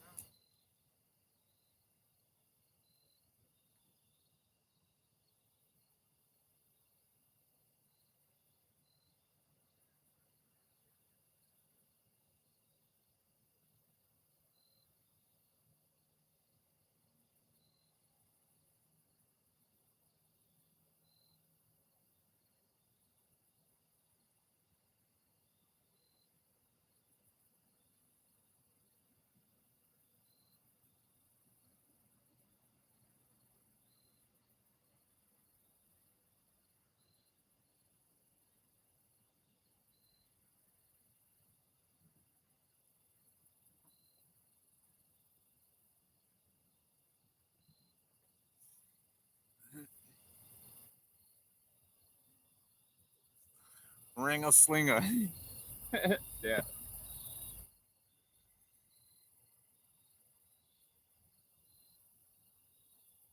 It was just ringing 2 seconds ago. Yeah, until it disconnected from your pole and went sailing through the air. No more jingling for it. Oh, the light finally took a ring a ding.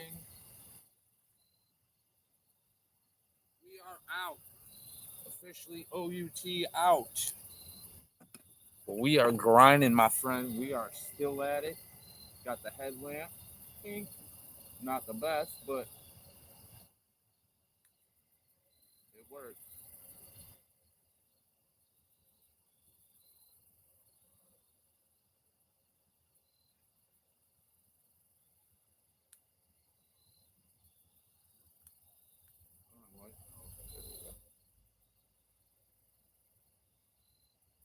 And this is how it rolls. I should have brought my charger because I got an AC or DC charger in my phone where I could plug up like a 3-prong charger for like a wall outlet. I could charge my light in the truck, but the bad thing is I gotta have the truck running order it to charge it. So like that's why I brought the headlamp. I didn't bring that, and my charged it before I came, so it was fully charged. So when I got about 3.5 hours, give or take,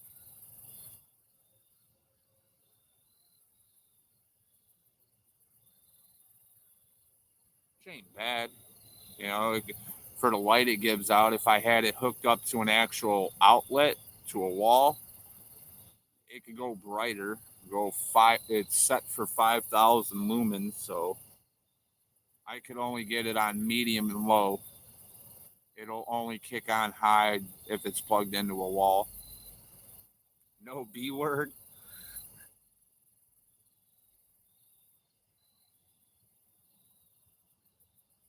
I ain't saying that word yet. It's too early. Is it the three-letter B word?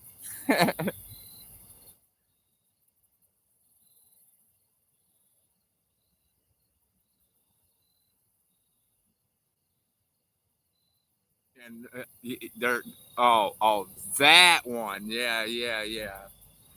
So far, so good. He went up river and hasn't came back yet.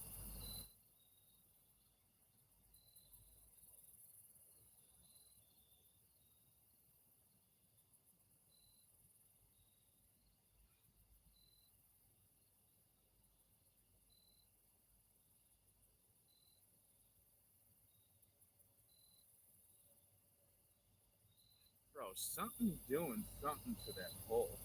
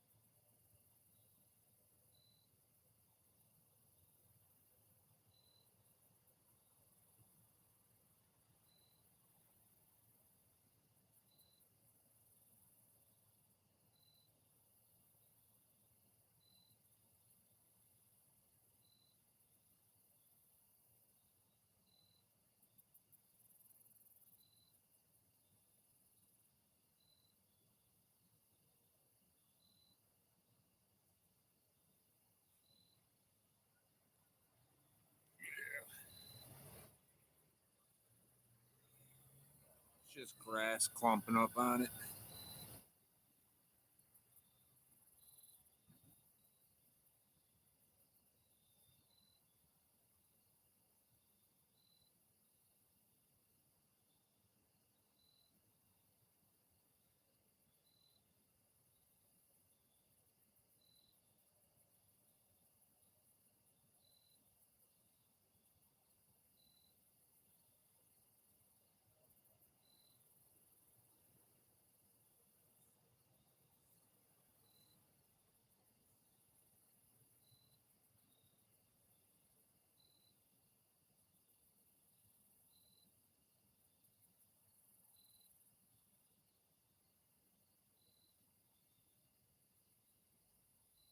This little catfish I got on this stringer is definitely swimming for his life.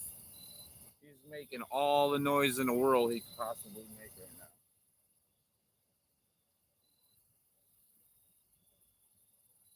You're as worse as the beavers. Knock your shit off. Jesus.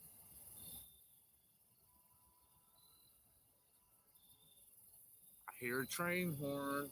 Come on.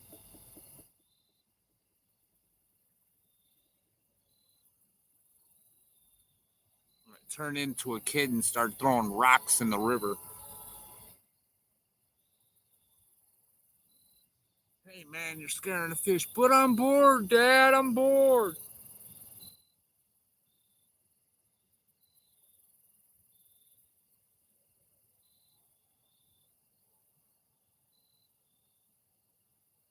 Like, sit your ass down and twiddle your thumbs. Okay.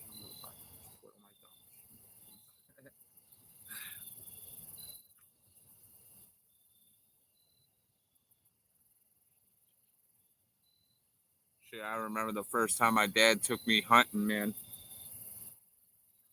I was like 6 years old, dude. I couldn't stand still to save my dad's life, bro. Every minute he's turning around, I'm either grabbing leaves or sticks, and I'm snapping them in half and shit, and crumpling fucking leaves. My dad looks at me like, "Bro, we're never gonna get a deer." Then he's like, "All right, let's get up. Let's move to another spot." And this place was called the Pyramids. I shit you not, man. You literally had to climb hills like this and then go down a hill and then go back up a hill and then go back down a hill. And they were like ravines and tops of hills. And, bro, I mean, walking up them was horrible. Going down them, I sat on my butt and I slid all the way down. And my dad's like, "Yeah, bro, like, this is just not happening." Like, "Hey, bro, you gotta be quiet. The deer can hear you like miles away." There goes another stick. Bro,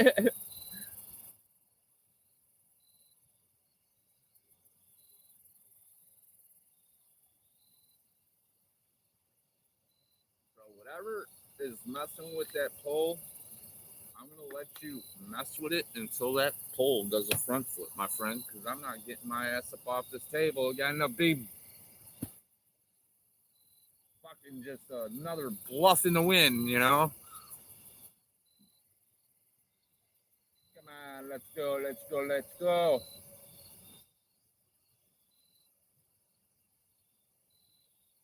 Think it's time to send it across the river, Rude?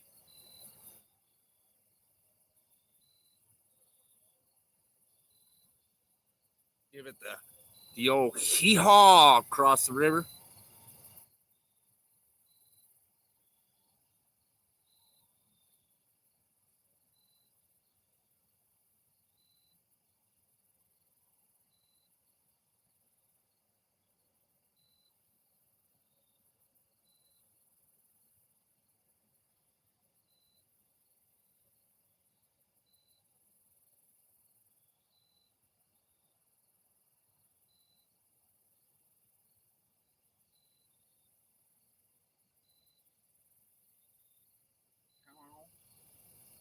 If you don't know, now you know.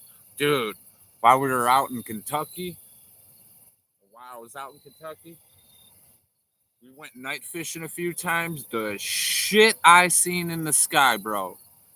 I mean, from shooting stars to stuff moving in the sky that you damn well knew wasn't an airplane because it wasn't blinking no red or white light.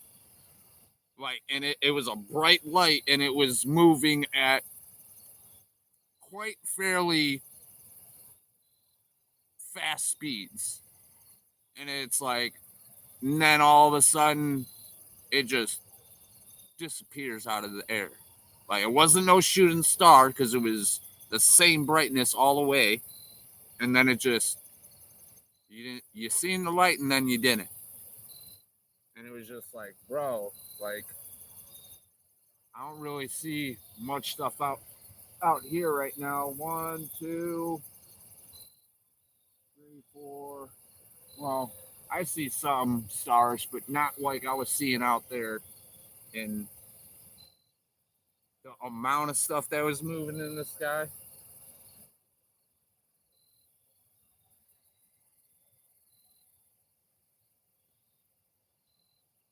Definitely seen probably 10 or more shooting stars since I was out there. It's pretty cool. It was almost like you could pick a star out the sky. This one's mine. Put this one in my pocket.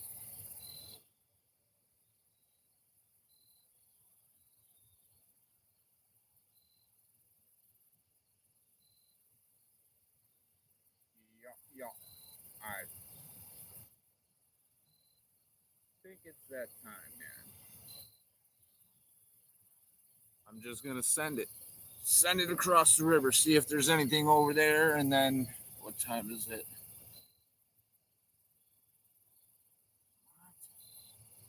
3:30 or 3:20? We're getting closer to a sunrise.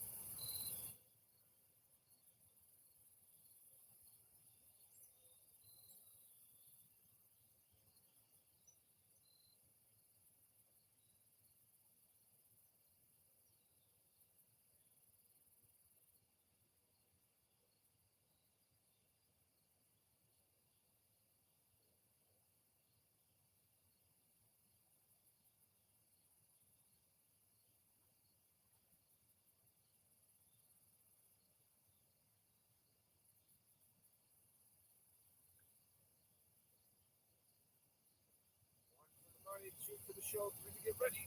Oh, there we go.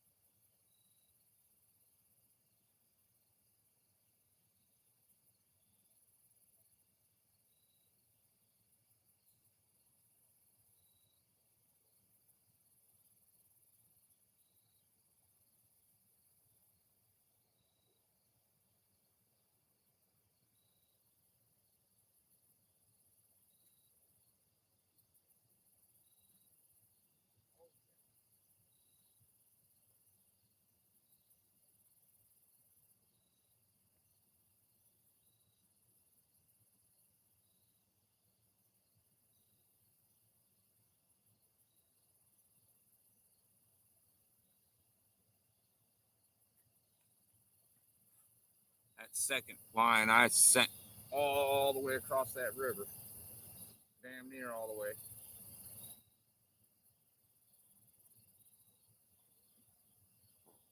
Probably 3/4 away across that river I just casted.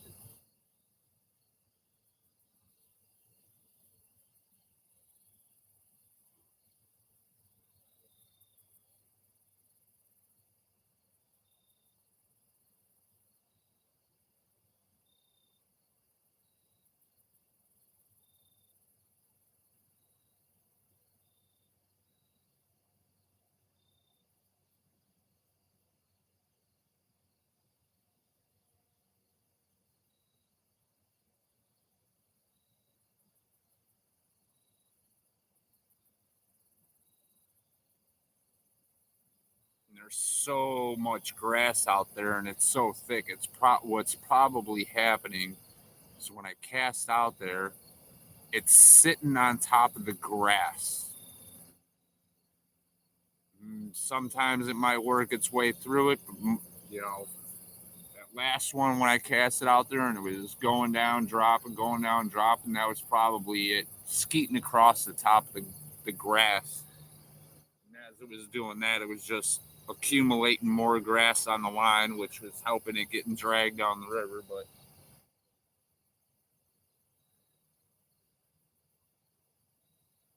you could only assume because you can't see, exactly what your bobber and shit's doing underwater because you're not over there.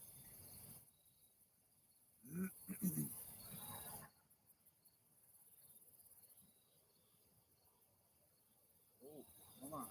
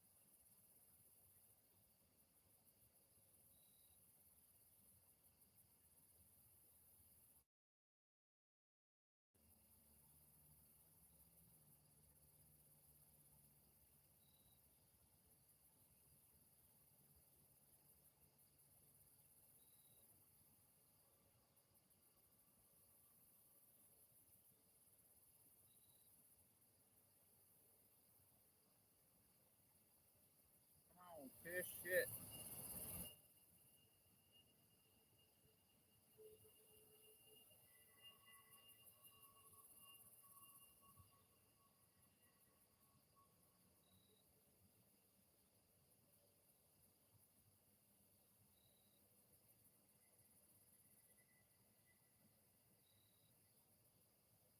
Yeah, maybe I'll do some lake fishing tomorrow. Get out during a little bit during the sunlight and do some fishing, and then when it gets close to dark, call quits, and then go grab my stuff for catfishing, and then make sure everything's charged. Come here. Said I'm gonna grind it to the floor again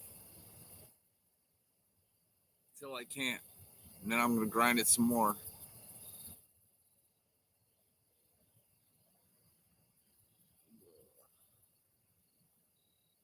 Oh, Charlie Brown.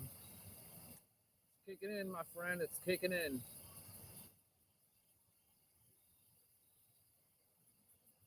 These fish got to do something, man. Wake me up. There ain't no goddamn coffee to drink, and I don't got nothing to celebrate with, and that's just gonna put me to sleep even more.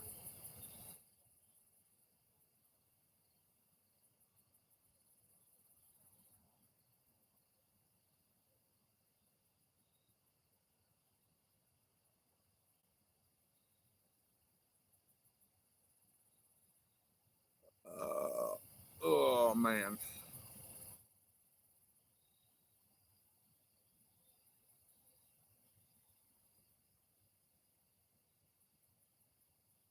Hey, Mr. Beaver. Leave it to Beaver. Oh, shit. I guess I can start loading some stuff in my backpack, I guess. Like I said, I don't know if you can see it, but there's quite a bit of condensation going on here.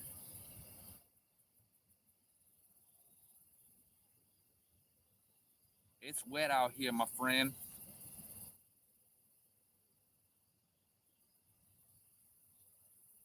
Damn.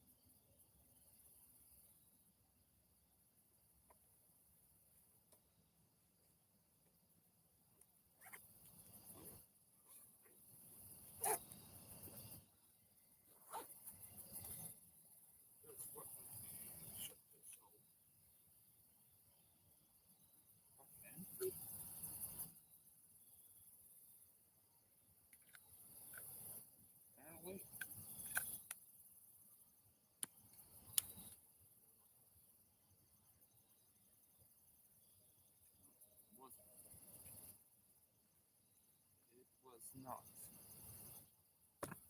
You spider. Well,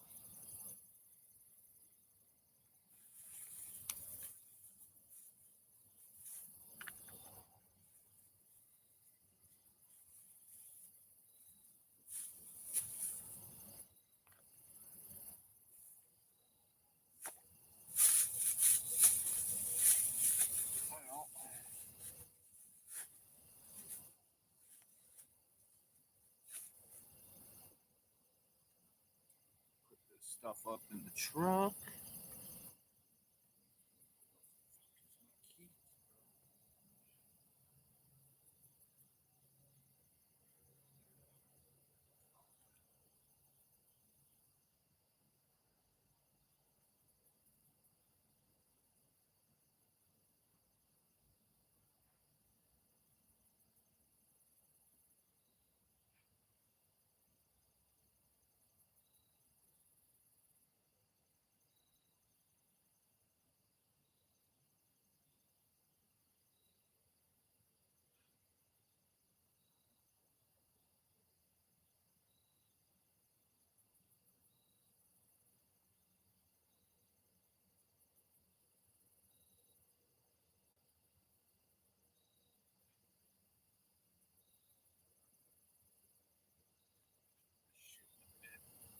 truck.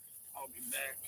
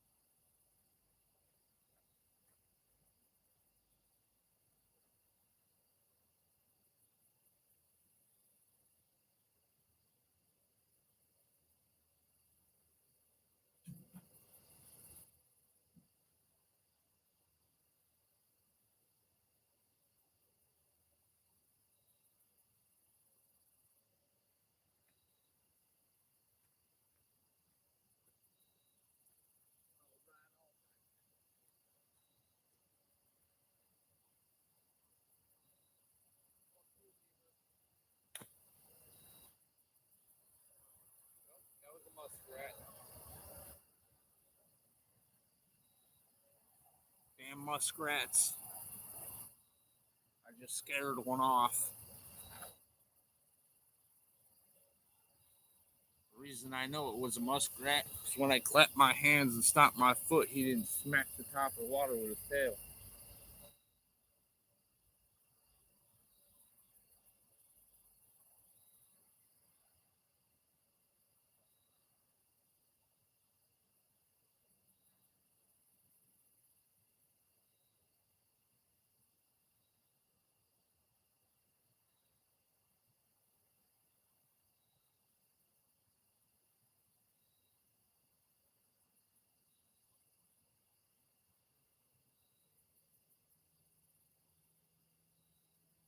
We could score one more fish before I call it. That'd be awesome. One more.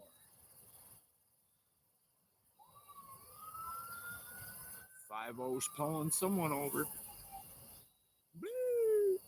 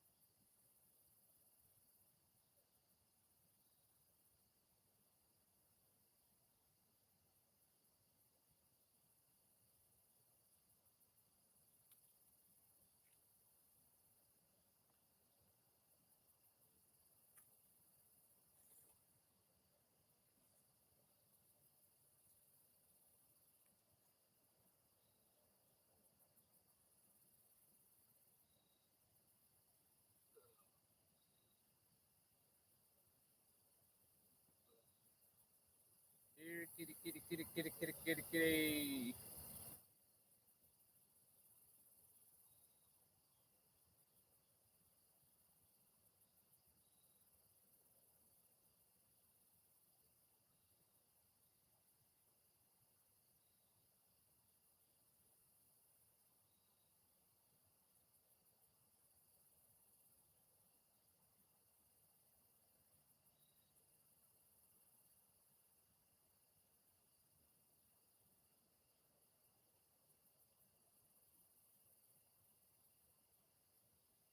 I think all the fish went to sleep, guys.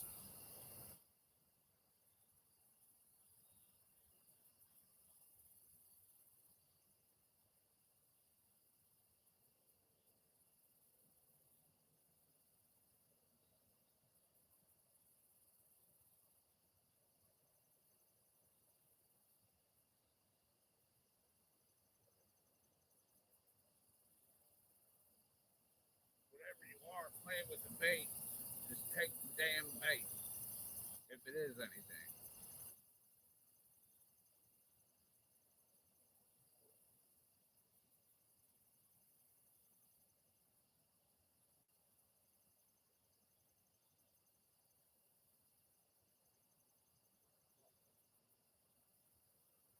I need to set up one of these rods with a longer leader and a bigger bobber.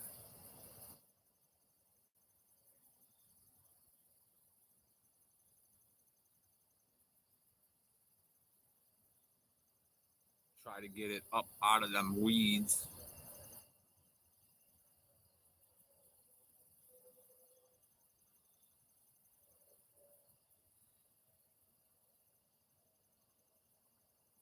You ever catch a carp on salami?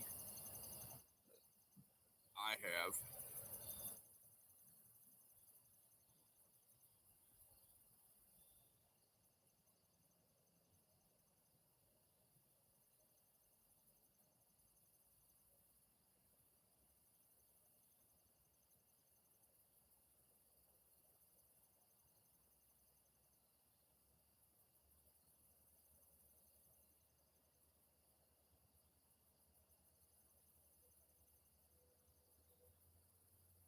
What time is it?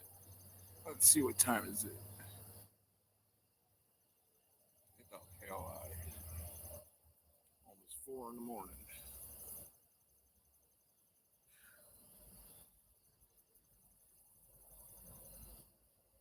Add another damn worm container. No. Damn soda can floating in the river now.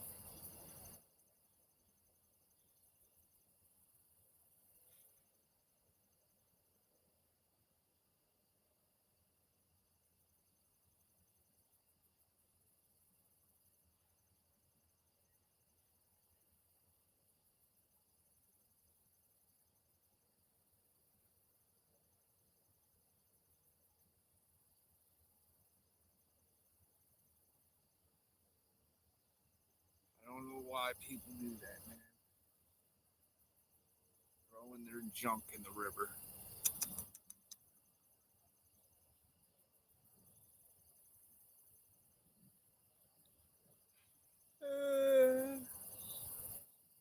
I think it's that time, bro. If I don't call it now, I'm sleeping here.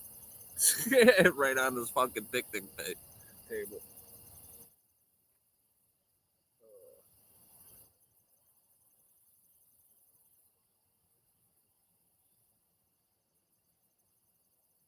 Well, let me reel these bad boys in and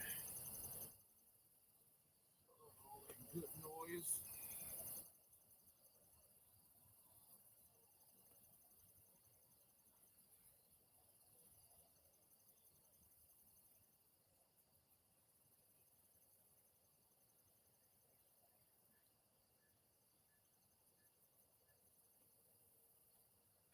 Like I said, when it comes to grass, that's what I pull in every time. Just globs of grass. Get off me. Go right there.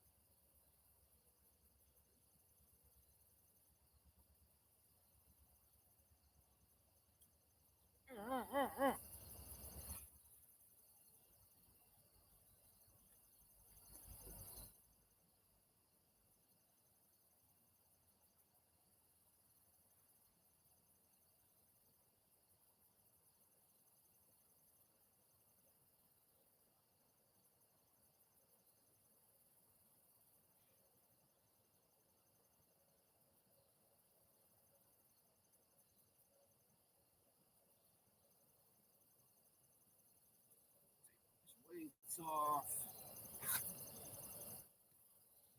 There for tonight.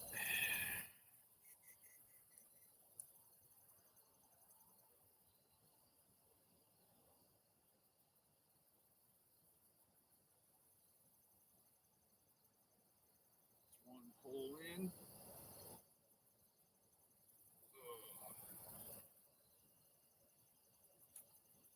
God dang, man. I'm gonna quit. Whoa.